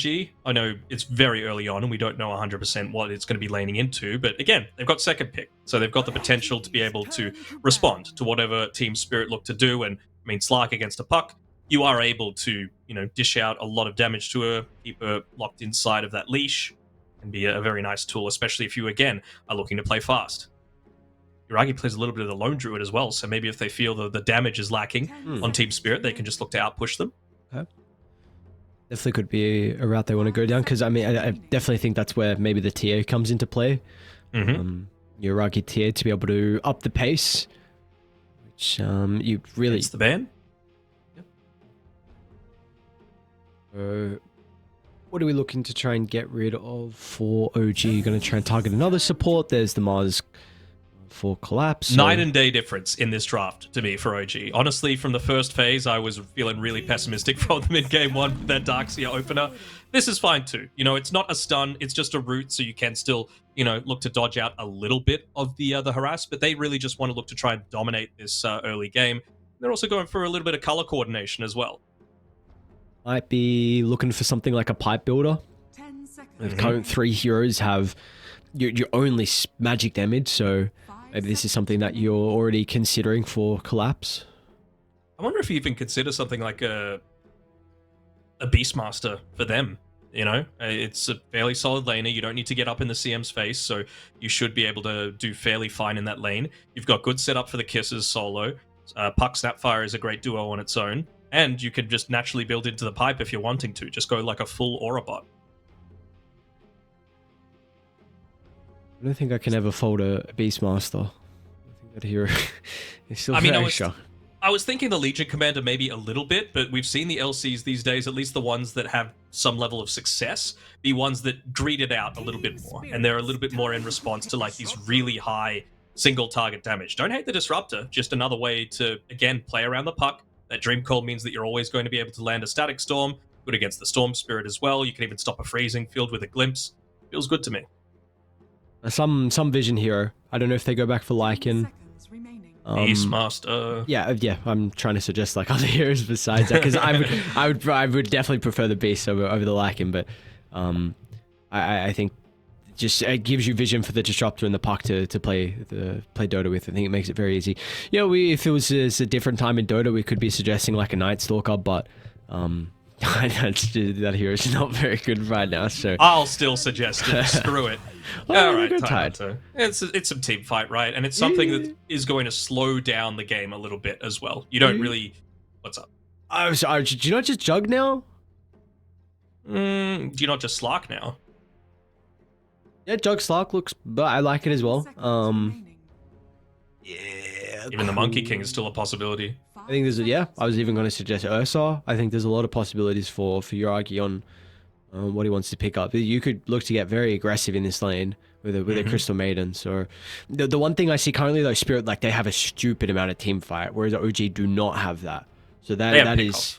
That's why they were looking to get rid of things like the Faceless Void, the Oracle, like things that are going to stop you from, like, if you're not uber successful, ooh, okay, a Razor. I mean, it's fast-paced, right? It is kind of what we want. We don't know 100% if it's going to be off lane or position 1 just yet. Of course, against the Tide Hunter, there's really not much you could do against that. I suppose it's much more likely to be pos 1, right? Because if you static leak, you're just going to get glimpsed back, so probably not want to just put yourself in that sort of situation. 5 seconds remaining. I like it. Fast dotes. That's what I want to see. Wonder if there's a consideration for a Morphling getting banned out. Or a Morph is very scary, especially into the Razor as well. Has a pretty good carry matchup. Team spirits. Possibility. Ban. Yatoro's been loving his drow in his pubs lately. So I'm wondering if they feel like they've got enough frontline for that. I mean, with a Kinetic Field, Glimpse, Dream Coil, Ravage, there's plenty of frontline for you to be able to have a solid game. 10 seconds remaining. I suppose you're not really in the best spot to be able to, like, harass out a Keeper of the Light, though, and you would still give OG that last overall pick to potentially counter you. I'm trying to get an idea on kind of what the bans are. Maybe if they signal anything for Spirit. I'm just thinking, like, what is the best overall laning hero if you don't know what you're going up against, you know, as a position 1? Because, again, we have to be careful that this could very well still just be a Razor 3, right? Like, they can flex it if they just go for this, you know, position 1 that's like a lane dominator, like the Monkey Kings and all that we've been talking about, right? The Razor feels totally fine into that. Yes, you've got the Glimpse to be able to combat it, but that's really my main concern here if I'm Team Spirit. Has the Bloodseeker been banned? Wouldn't hate a Bloodseeker. Team Spirit. Yeah. I wouldn't hate that at all as well. I think that's been the hero that he's played the most by far as well on Yatoro. I hope the OG last pick makes me feel a different way, but I just feel like currently with the 4 heroes that either side have, like, Spirits look a little bit easier to play with. I mean, you are very reliant on cooldowns though, so again, if Storm has a very good game and the Coddle buffs you up enough, then maybe it won't matter, but it just seems easy to execute for Spirit. They're gonna go for a Brood Mother. Okay, so we got the Yatoro Brood. You've already taken the Tide, you've already banned the Underlord out. Is Legion there? Legion's in the pool, yeah. One could be considering about a Legion. 10 seconds remaining. I don't know about an Axe. I don't know where that hero fits in. I think both are possible. Like, I could see why you're suggesting the Legion Commander, right? Good synergy with a Coddle. You're able to lock in onto the Tide Hunter, the Kraken Shell. What's up? Spirit Breaker even? DM has been playing that a lot so far. Sorry, keep going. I just wanted to get No, that's totally fine. I also was considering it, but I just really feel like you need something that's able to scale off the back of this pick-off lineup that you've got and actually take towers, because Broodmother is going to be playing, you know, off to the side. Puck is going to be split pushing, you know, all these slow the game down a little bit, and then eventually, you know, flick the switch and say, okay, our overwhelming team fight with, like, stuff to support it, BKBs, whatever else, is going to be able to just overwhelm you. So I really want something that is able to actually convert 1 pickoffs into objectives and then eventually high ground. How do you... Well, that's... Yeah, Beastmaster does that. Yep. Oh, There we go. there we go. Just, is he like that? Easy clap. All right. It's also a really nice combo with the Storm Spirit. I mean, like we were speaking about, I think Gives Storm vision. Coddle. Yes, that's the main thing. Like Storm, you have a lot of damage, you have a lot of kill potential, but if you don't see anyone, you can have a lot of difficulties with being able to convert that into kills. I think the Beastmaster also really enables the Razor because like we were saying early in the draft, right? They have issues with dealing with the puck. And that also then comes into play, like Razor might just get kited inside the fights, but now you at least have a Beastmaster where you can raw someone, you can static link someone, and they should die, I imagine, in that combo. That's another thing that the Beastmaster provides, but I just feel like Spirit's lineup looks much easier to play. Do you feel the same as well? Seconds remaining. Kinda, sorta. Like, I gave OG's game 1 draft, like, if I'm being totally honest, like a 20% chance of winning. This Is it time 10 around, or 20? either, honestly, between that Okay, range. Jesus Christ. So this game, it's a lot more even to me because I can see how all the pieces fit together. You know, the lane makes sense. You've got heroes to make stacks for the Beastmaster. Even like Crystal Maid and her item build feels pretty clear to me. You're going to be going into something like the drums to be able to enable your Razor, your Storm Spirit, and the Beastmaster if he goes into like this Helm of the Overlord style push because they've got no one that builds Midas, they've got no one that builds anything that's going to be able to take a creep away. And I feel like OG can potentially get the jump on Team Spirit, but they've got to keep that foot on the accelerator. Yes, they do, without a doubt. And that should start from the laning phase as well, right? Like you've got a Crystal Maiden and a Razor lane. Sounds pretty goddamn good. You're going to have a Coddle and a Beastmaster. That should be able to get whatever they want out of the lane as well. If it's ever difficult, you just blast, axe, you're going to find your farm, and then Storm versus Puck. I mean, it is definitely Puck favored, but still Storm is able to get farm out of that lane as well. So for them to be able to have this type of game where they want to run at you, it's going to start from the lanes. And they've got a couple good lane setups, I should say. They do, and you know, even if this puck lane goes, you know, favorably for the puck, which it should, you've got the Coddle, you've got that steroid for when the lanes do break down. Again, the Beastmaster with the amount of lane shove you're going to be able to do off the back of the Illuminate, plus the Wild Axes, plus Chakra Magicking up the Beastmaster. You'll be able to make stacks, you'll be able to make rotations for the runes. I really feel like the key person for this game is Seb, that we're going to need to be looking at, because he's going to be enabling a lot of that early aggression and a strong lane for DM. This is a big fight. What is Maposhka doing on the front line? Maposhka, you just let him mirror to his own death as well as OG. This was the start you hope it. Are they going to get? Okay, they will get mirror as well. Tiger snipes it from afar. That's it's a good way to start the game of Dota. Yep. So honestly, going into this one, just based off of drafts, I legit give it a 50-50. Like if Team Spirit are allowed to go late, they'll win. But if OG go forward early and keep the pressure up, obviously 2 kills to be able to start things off definitely helps. But what's up? What is it, Chuckles? Just the European smiley face? Yeah, it's just funny how DM says good luck, have fun when they get 2 kills. So, Maposhka also reads that sentry as well, the tier 2 tower, but apologies, I was chuckling while you were speaking. How dare I? Keep going. Yeah, I know. How dare you? I'm just going to be able to yoink away this bounty rune as well. So 2 for 2, I believe. Looking to try and get a little bit more action happening into them with Seb playing on the front lines with his 6 tangos, so he feels very, very capable just to continue fighting against them. No skill leveled up just yet on Maposhka. What's he doing? Oh man, I'll just run forward like this. Okay. Hang on. All the boys are here. What does that do? Just a stray silken bowler onto Yuragi. So spiteful. Sure. I was honestly watching to see if Maposhka would get in range for the glimpse as he was trying for that TP. As actually topside Yuragi, he's in a little bit of danger. Really can't go too far forward against that. What's up? No, I'm going to say, my friend, you cannot die if you just keep into this lane. Yep. You get nothing. Alright, bottom lane Seb as well is about to go down. I don't think he's going to tick out to the blood grenade with that tango going. So, all things considered, pretty decent start coming through for OG here, right? 2 kills. Yeah, they went over to the supports, but who cares? You know, you really want to make sure that you're getting into those early levels so that you're able to make the most out of the Wild Axis spam. DM can't be dying in this lane. He's got a tango available that he hasn't used just yet. Which he does pop it.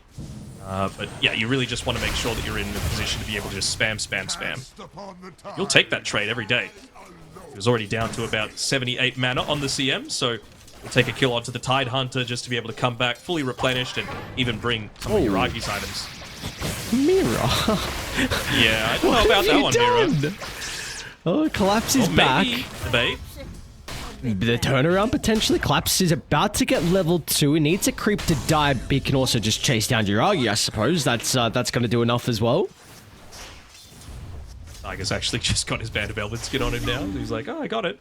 Now he's got to drop items for the carry. So the Blood Grenade. Why does it look like that? Why does it look like a neutral item inside the base? That's so weird. Yeah, true. I don't know, actually. Maybe it was first... The idea was that it was going to be a neutral item. That would be a lot more balanced, honestly, than just some starter item that gives you everything. Yes, I would agree. Oh, but look, no, I hope it doesn't turn into a neutral, or that wasn't an idea, because it's so unique. Like, can you even compare a Blood Grenade to anything else in Dota? Fairy Fire. That's about it.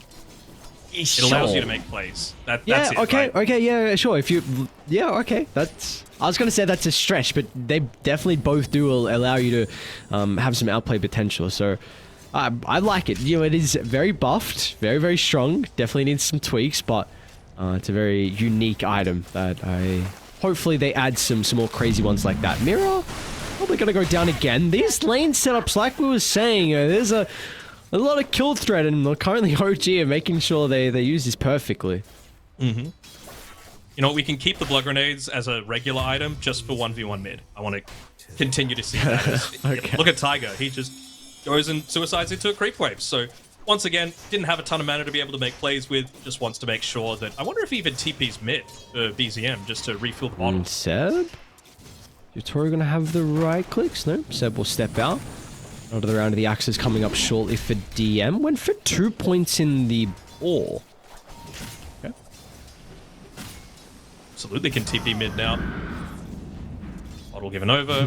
Refill given through. You know that you're very happy with this Razor into the Tide Hunter lane. So yeah, I think you're going to be over the moon here for OG with this overall setup. I think they've won every single lane so far. I know it's only 4 minutes in. Might depend on the outcome of some of these water runes as well. While getting that water rune is going to put him in a much better spot with BZM now with no bottle sips available.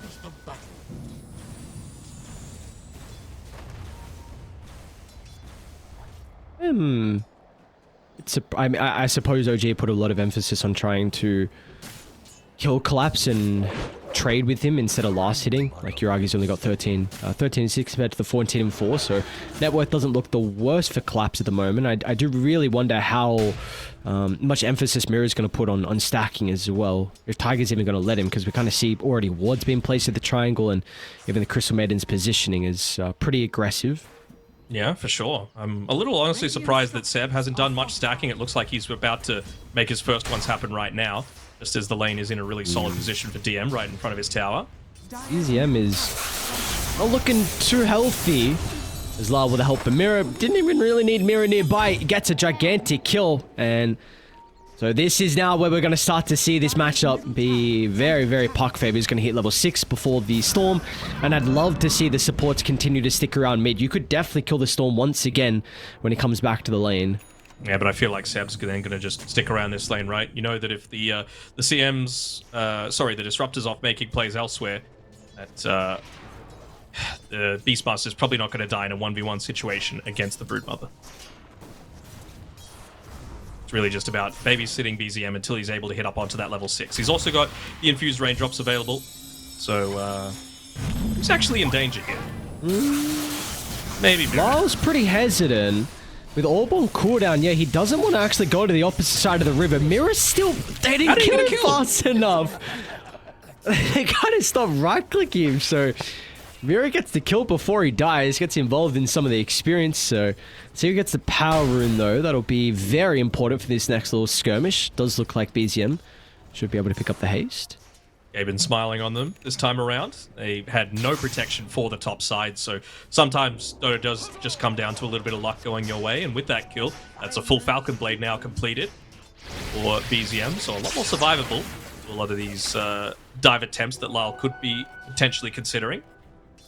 Really, to me, it's just about keeping understanding of where Mirror is right now, because I really don't feel like with that 4 raindrops that BZM's still playing around with, you've got the kill threat, even if you drop the Dream Coil.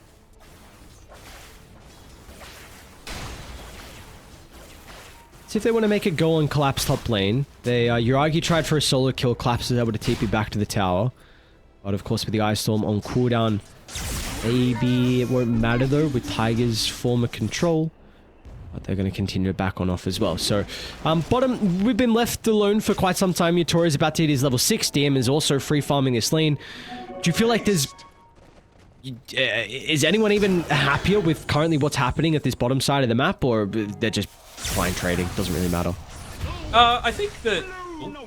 surprise kill off the back of the haste. I think that DM's very happy that he's got the farm that he does and he's about to hit up onto that level 6. Again, you're playing with a Storm Spirit and a Coddle that are going to be able to go for kills, so you might just need... Sorry, I'm still watching this top side.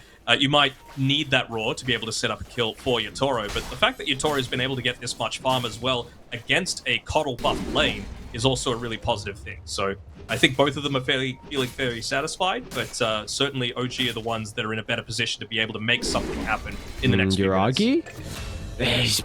Huge kill. What? They're able to get that with the first Ravage of the game, and now Lyle as well is nearby to offer some assistance. Storm Spirit should be fine, especially with Tiger TPing in, so it'll be a 1-for-1, but of course Spirit super happy with being able to somehow get that kill onto Razor with the first Ravage of the game. Actually going into a Maelstrom as well for the Razor. So he really wants to be able to dish out a lot of that. Well, it might be just be role-playing, you know? Radiant's bottom tower Okay. is under attack. Right now he's just being used as a bottle refiller, as Collapse. He's actually the main target here. Are they going to be able to kill this guy? Yes, they will. Yes, they definitely will. No one else is here, and he doesn't have any kind of defensive item. So they're going to try and make their own play, though. Let's see how easy this will be to read. It's probably too late regardless, unless DM TP's out now. Team Spirit, they're going to be there to be able to stop it. So really nicely done. You lose Collapse. But you bring 4 heroes down bottom to be able to get the kill onto DM as well, who's pretty survivable with a Helm Dom. He even uses Roar as well on his dying breath. A spiteful one at that, but he'll go down nonetheless. Yeah, I don't know how I feel about that. I mean, you had Seb on his Coddle able to come in with a TP scroll. Probably could have saved with an Illuminate, maybe a Blinding Light just to keep them away for a little bit, and the Roar then would have been a little bit more useful, but... just buff this Beastmaster kill for free again. Okay, well that makes it feel a lot better, right? You're able to now match this push that OG are putting in, sorry, that Spirit are putting into your bottom side of the map. You're stopping the person on the enemy team that has the Meteor Hammer as well, so you're not losing your own tier 1 tower. Pretty nice coil onto 2, but I don't think there's going to be anything that comes of it. Yatoro's considering about stepping in, but it looks like an awkward fight for Team Spirit. Taurus can potentially stand his ground with the Insatiable Hunger. Lala's having a free fight as well, but I think the puck's going to be able to turn the tides as BZM. What a start here for the Storms. They're at 5-1-3. Spoken about how enabled he's going to be this game. You even have Yuragi that's starting to come through the portal as well, so they should be able to even get Mirror as a +1. Nicely and done. Maybe with all the heroes down bottom, OG. What is that timing, dude? What? Wait, look, he probably doesn't get away. He probably... Imagine if he got there. Like, what is that? Tactical, that's all it is. But it's a really solid rotation coming through from Yuragi, right? That was the only avenue for him to be able to get back. It had just turned to daytime as well, so even just gave them the initial little bit of information for them to be able to play around with. Honestly, I would be feeling a little worried if BZM wasn't having a KDA like this. Like, he has just been so heavily enabled by 2 hero picks. Honestly, even 3. The CM with the Arcane Aura providing a little bit of an easier laning experience for him, and they just want to keep this aggression going. Joining up, Yuragi on the top side. Maybe looking to try and get a quick kill onto the Disruptor, who just hit onto his level 6, so there's a little bit of danger if they feel like someone might be standing just behind him, but should be able to find the pickoff. And they will. Ooh, it'll be up to Seb to get it, though.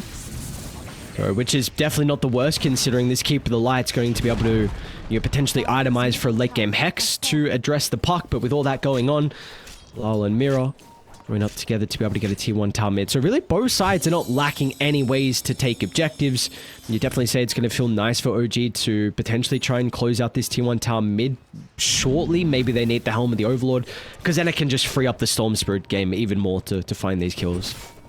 Yeah, absolutely, and I agree entirely with that. I still feel like BZM is in a position where you could probably just look to go for another kill attempt when you've got even just the Staff of Wizardry, not need to wait for the full Orchid, just wanting a little bit of a higher mana pool to be able to play around with.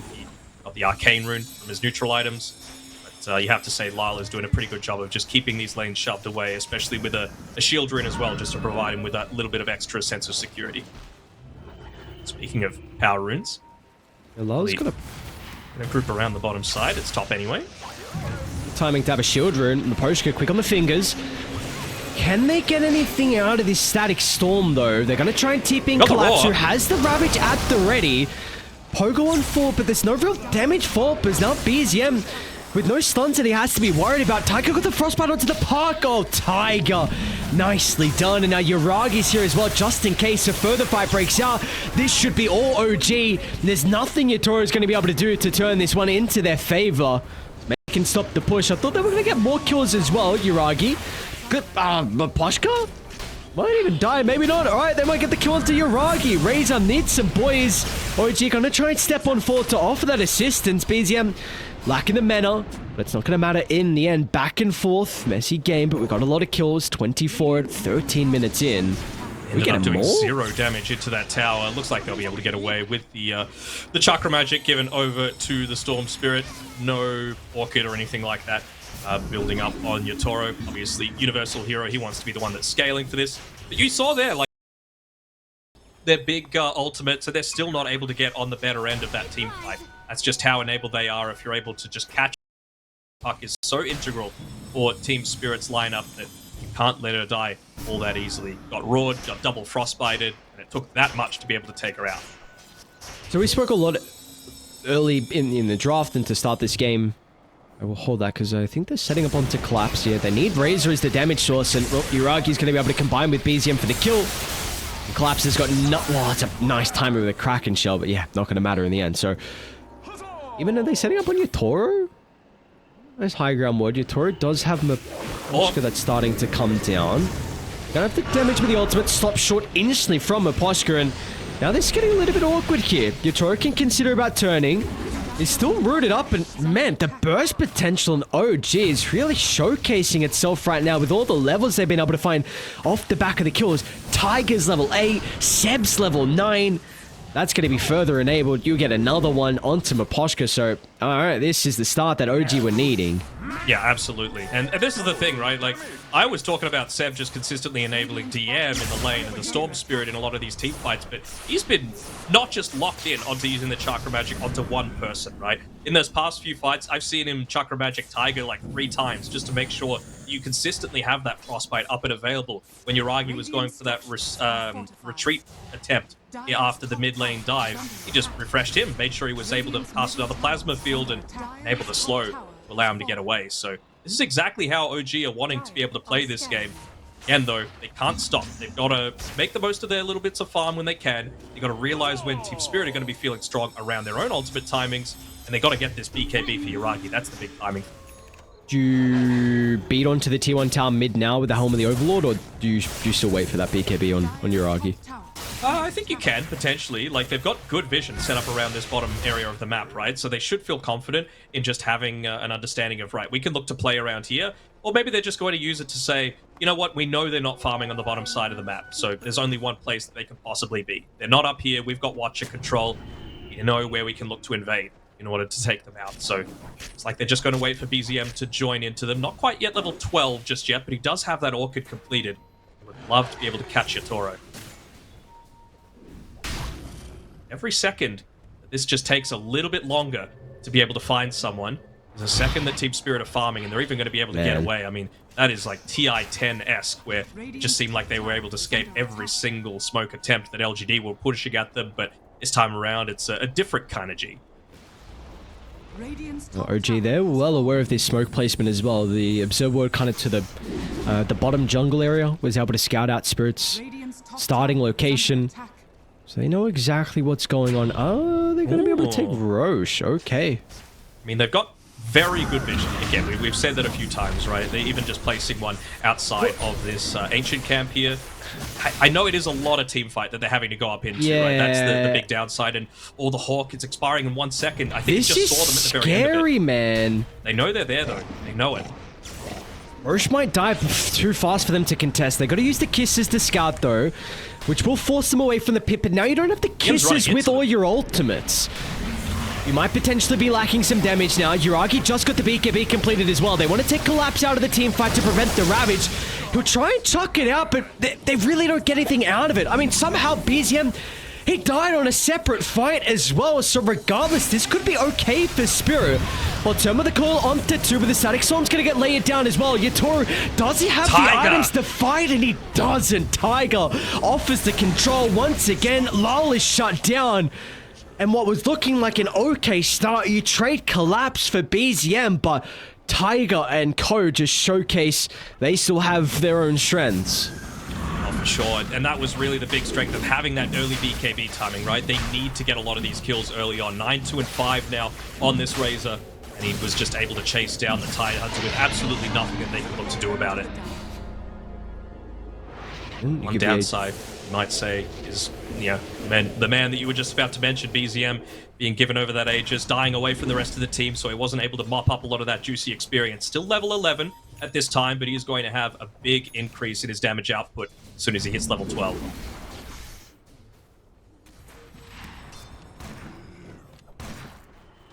Seeing Mira here, not a lot of mana to be able to play around with. The dive underneath that ward that's just got 40 seconds left on it. Is Collapse going to be able to land this hammer? He's kind of low. You don't want to waste the Aegis immediately, but again, Coddle there. Buying the backup, but I'm not sure if you can go for this. A little bit too close to their objectives. Seb's going to be able to buff up BZM's mana if it's required, even DM as well as... Oh, there's an Arcane Rune there as well. So much more viable as they will be able to push in this mid-tier 1 tower. Lowell might be in some trouble. To the left, are they going to be able to continue to hunt? The rest of the team starting to funnel down. Lowell's going to be okay. So I guess maybe another thing we kind of didn't particularly bring up as much is like they did kind of pick the Broodmother into some pretty nice matchups where you've got the Storm Spirit that's always able to find him. When we spoke about the Beastmaster vision, it's actually BZM. A very deep attempt onto Miposhka. Once again, they'll get the Static Storm off and Miposhka will die. They'll get the kill on the Aegis. What's there to work with for the second life? Ravage isn't ready. They'll try and perfect the timing of the Meteor Hammer and they'll do so perfectly. Alright, OG. Give them a freebie. Almost a second life back into this game. It was a 7,000 deficit, but you just completely waste the Aegis advantage. You feed over a Helm of the Overlord creep as well. Again, just overestimating the value of the Aegis, right? When you're behind a tier 2 tower just 19.5 minutes into the game.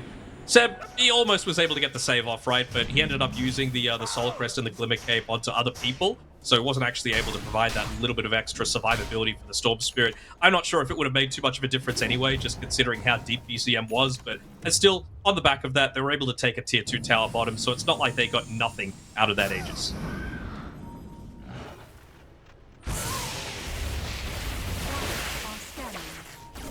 How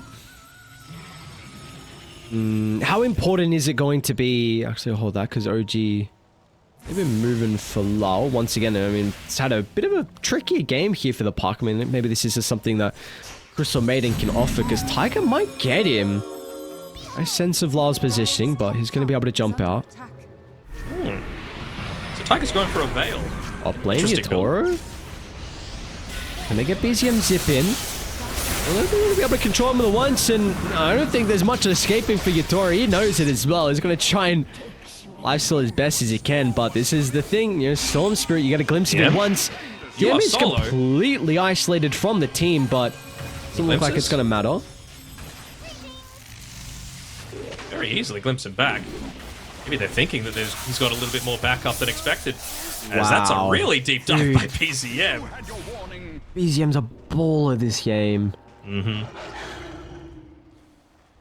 This was part of the reason why I was really favoring OG if they're able to keep that pressure on, right? You mentioned it before, the Broodmother. That was part of my consideration, right? You've got these really you know, slippery heroes, let's call them, but you've got two of the better heroes at being able to both find and execute the kills onto them. And they've both been buffed up by this coddle. And because of the heroes that you have on OG, it meant that kind of Yutoro, I don't know how different it is from like a carry Broodmother compared to an offlane, but if you were this far behind, you could never transition to a 3 where you just try and occupy OG's jungle and play like a rat game where you just take their jungle camps, you cut some of the waves, but he couldn't do that this game. So he's inside his own jungle. It means that it's then lowering the farm that Collapse can get, lowering the farm that Lyle can get, because they're all taking a hefty hit as well. They are, and honestly, if you tried to go for that sort of route where you were just like, you know what, we're going to take away your side of the map, we're going to farm your jungle, then I feel like OG would have gone, all right, well, we'll just take your jungle. You know, we want to be playing on your side of the map anyway, and then probably just played for like a Radiant Roshan instead of a Dire one. So I feel like there wasn't really a good avenue for success for Team Spirit this game if OG did keep up the pressure, which they absolutely have. Been a very impressive showing from OG currently. Really got a Drums of Endurance coming out as well. Who ended up getting that? Oh, Tiger got it as well, so that's going to be amazing. Now he could walk around with that freezing field that he's been able to use to claim a lot of kills onto Lyle's puck. They just brought himself... There's 2 Wisdom Runes there, so BZM's going to be able to yoink both of them. Brings himself up to level 12 on the CM. He's got a Veil coming out to him as well. Actually buy it, but he'll be able to get a Veil, and you also have BZM actually with the getting lucky enough with the second Tormentor shard. Alright, why not? Yeah. It's kind of nice for a Storm Spirit to get a shard 23 minutes in. I wanted an indication that OG want to close that game out right now. Tiger is getting a 23-minute gem about to be delivered through to him. Like, this is... We do not want to give them a single hope of being able to come back into this one. Completely restrict them on the map, suffocate the places that Team Spirit, with their greedy draft, want to be able to farm.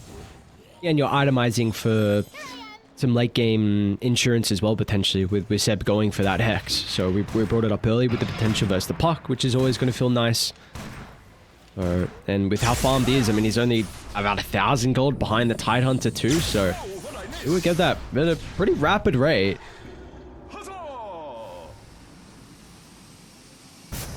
Blood grenades shouldn't stack. You know, like fairy fires don't stack. Why should blood grenades?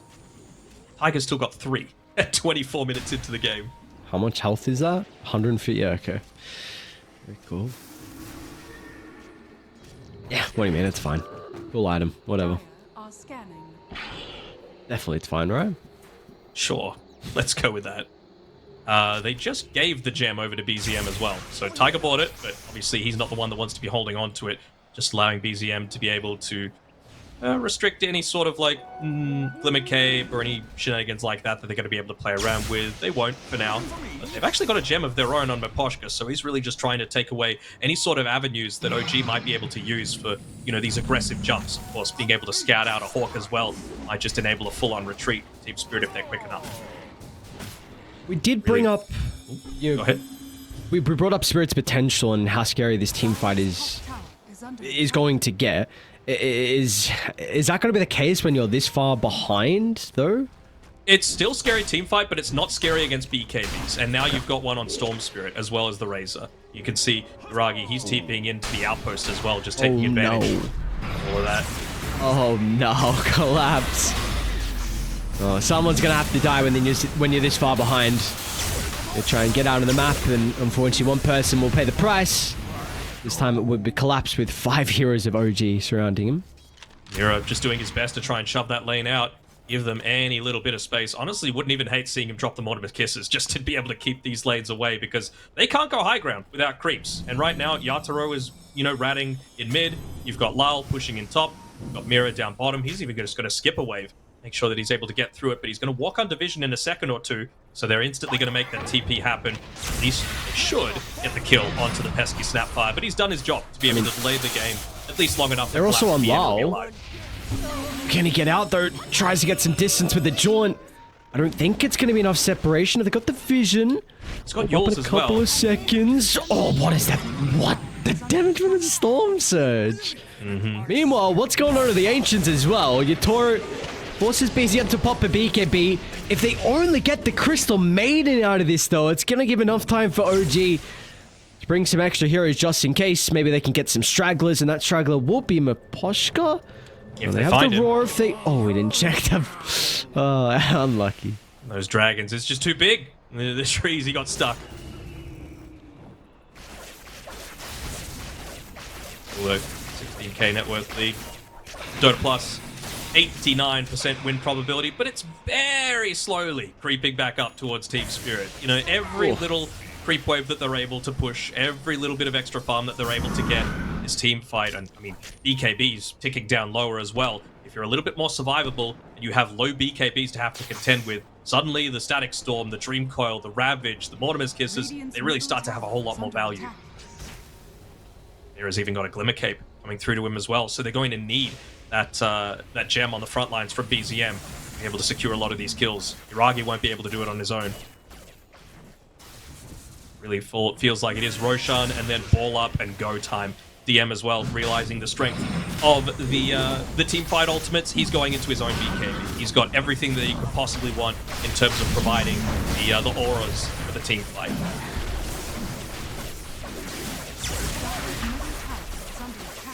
I think he's had a great game as well. This last big Beastmaster. 2-1 and 11. The Hawks have been exceptional for him. Solid lane, what he's able to provide them overall. We're going to see that continue. In mid though is continuing the rat.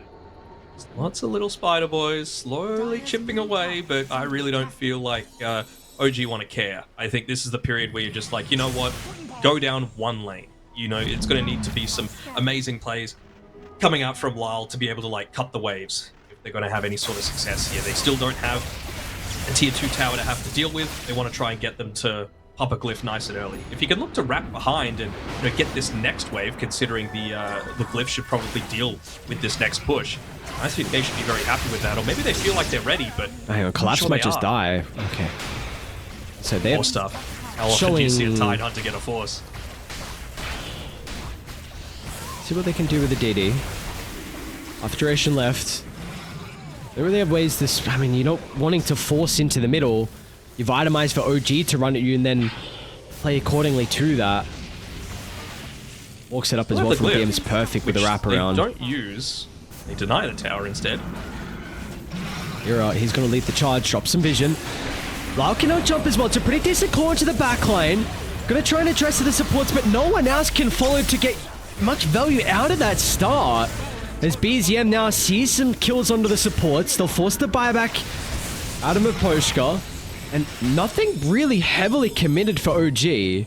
No, it's a one BKB being used on BZM, and he's got the cheese still, and he's got Zeb to be able to just consistently refill his mana. So maybe they do want to wait, maybe they just hang around and, again, suffocate, right? This Observer Ward is actually going to spot Yatoro coming to the right-hand side, and he instantly gets pinged out, although he's going to be able to start running away. Oh, instant Lincoln's pop from BZM. Clap's going to be ready to reveal the blink. That'll be enough to keep Yatoro alive, but his damage is getting drained. They can try and turn back to the Storm Spirit with the BKB on cooldown. They'll get the kill. Can they get more, though, for Team Spirit? Some signs of life, but OG seem like they're just too far ahead.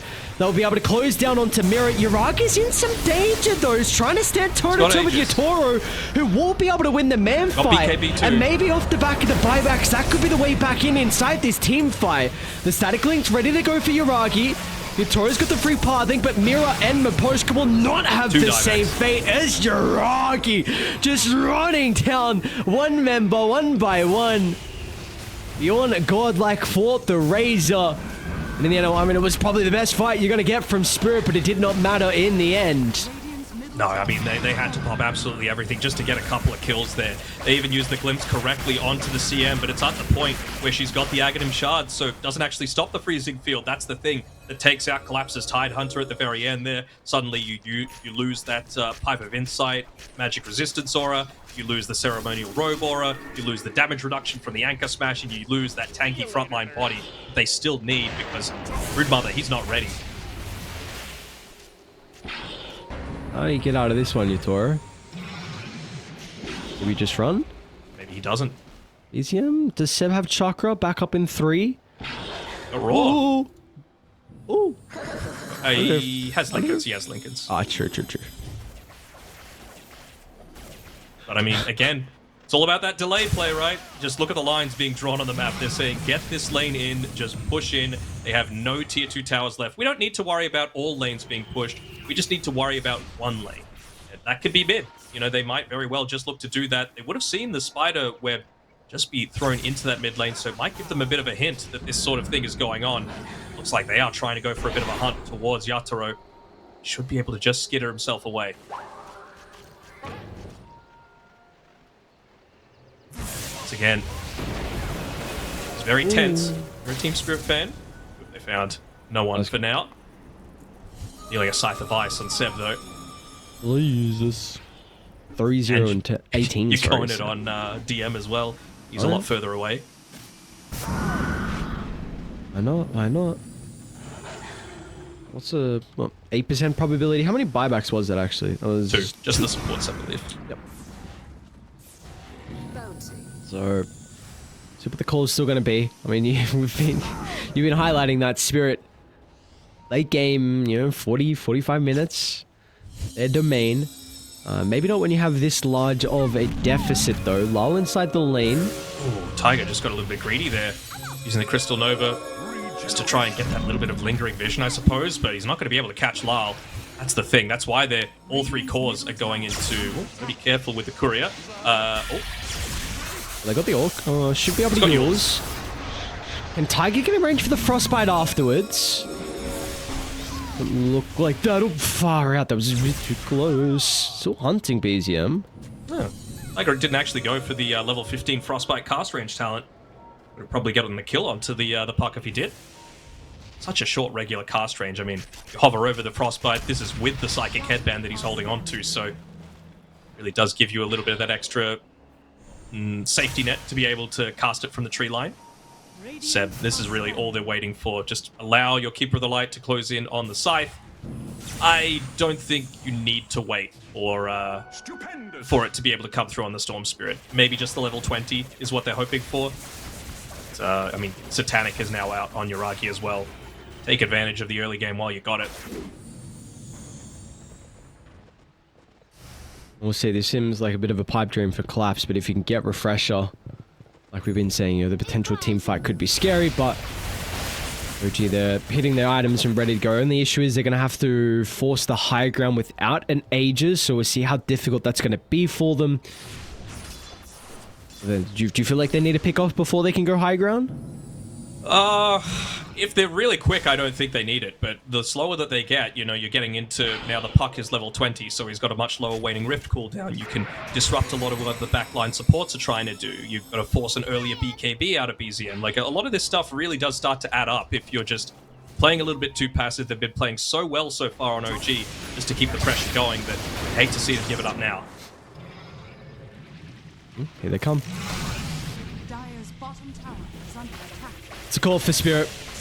Are you going to be able to take the team fight? Yuragi's already beating into your base, and he's doing it at a pretty rapid rate. And Drax is down. MKB does get completed for Yatoro, so he's going to buy out here. Smoked on the back lines. It's your last glyph as well.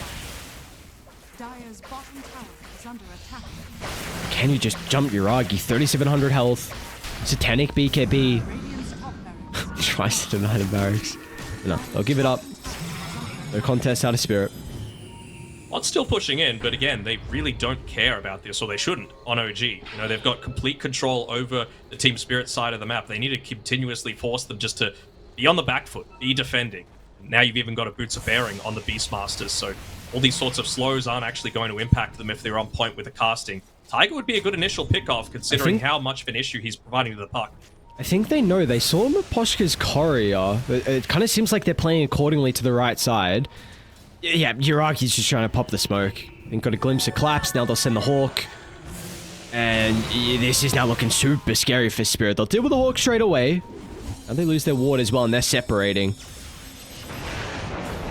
Got to do it as a team, though. They'll be fine. Won't be punished. Mira still going for more rat plays. He's looped around on this top side, just trying to push one more wave in, try and keep it away for as long as he can, but those are super creeps. Alright, he's up. Distraction plays. Yep. Has to deal with this double 35-minute catapult wave. They're even actually going to pop the glyph for it. Probably didn't need to. Now you've got Seb up to level 20, so longer spirit form duration. He's got the Scythe of Ice as well.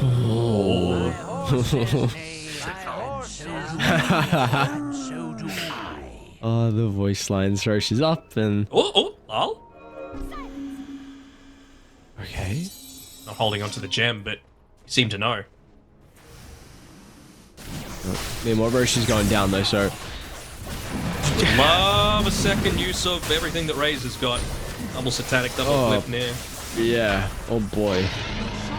That was your classic item build, right? A little bit ago. So now you're gonna have that to work with.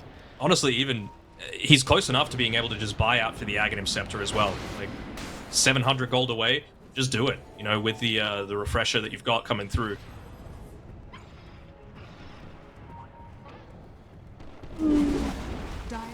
T2 tower down bottom. It's anything to say. And tier 4 items. The as well. game's not ending. That's the positive side for Team Spirit, right? Every minute that you can say this game is not done, as Seb, he's getting jumped on. Alright, yep, true. You also have Maposhka that gets jumped, so... he's only level 13, so that is a 40-second death timer. But I mean, BKBs are down to 7 seconds on OG's side. DM's still got his full one, but... You know, it's the little things, right? They are actually going to add. What about the probability getting worse and worse for Spirit? You know what? Nathan doesn't know everything, alright? Okay. Love to see something like a Scythe of Ice coming through for Puck. I know Lyle he didn't pick up the shield rune in time. He's still going to get himself a haste, but you got to enable yourself to actually kill someone when, even if you're landing these double Ravages, which Collapse is still a little bit short being able to get. I think you need additional lockdown after the fact. Just don't let them get the BKBs off. I don't know how much poking's going to work. Now with BCM being able to jump as well, they should be able to bring down Mirror without committing too heavily. Backs back up. And it is. Lyle's going to be the first one to start as well. He's going to be cautious, but the Hex, Lyle's just dying out of the razor damage.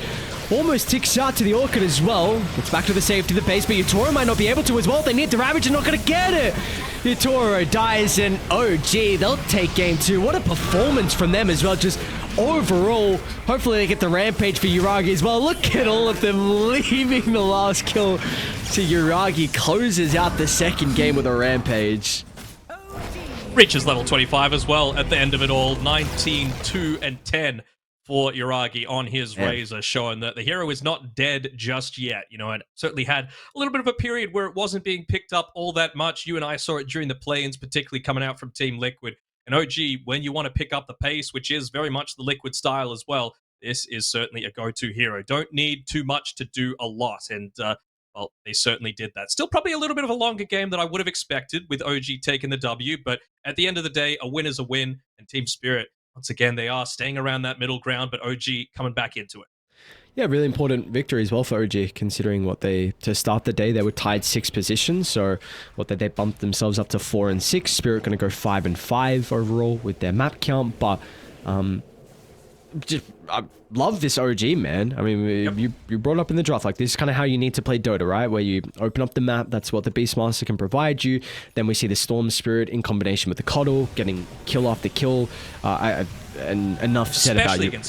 Especially against Spirit. That's the thing, right? Like, this is certainly one of those things where you need to understand the opponent that you're fighting against and adjust accordingly. And I feel like maybe game 1, they were just trying to play normal OG Dota, when sometimes normal Dota doesn't fit against the opponent that you're going for. Like, if I ever see them go up against Talon, I want to see them doing the similar sort of thing. You know, because Talon, they are another one of those teams that likes to take it late, so just try and outpace them. Really like the, we kind of touched on it a little bit, that it was maybe a bit more unconventional with the Maelstrom build from Yuragi. I know Razor is getting picked up more at this tournament. I haven't seen too much of what the item build is currently, but I like the Maelstrom a lot from Uragi. I mean, we just saw how much farm he was able to get. He was this ridiculously large person, satanic late game that was just completely unscathed. So yeah, I really wonder where the Maelstrom fits into things, but this game in particular, like the build from Uragi, like the overall performance as well. So OG, much needed victory from them as well. Night and day difference from game 1 to game 2, exactly what they needed. So they're going to get a bit of a break later on in the day. They will be facing Quest, which is another difficult team, considering Quest are tied first. I don't know how their series went versus EG. In fact, they 2-0 to EG. So yeah, Quest is like first place now, 7-3. So that's going to be another very difficult opponent for OG. But that's done for our first series of the night. Next up, we have another very, very exciting one. One I am looking forward to without a doubt. It's going to be Shopify taking on Team Secret. So we're going to have a bit of a break, but when we come back, a incredible blockbuster between these two teams. You guys don't want to miss it. We'll see you guys shortly.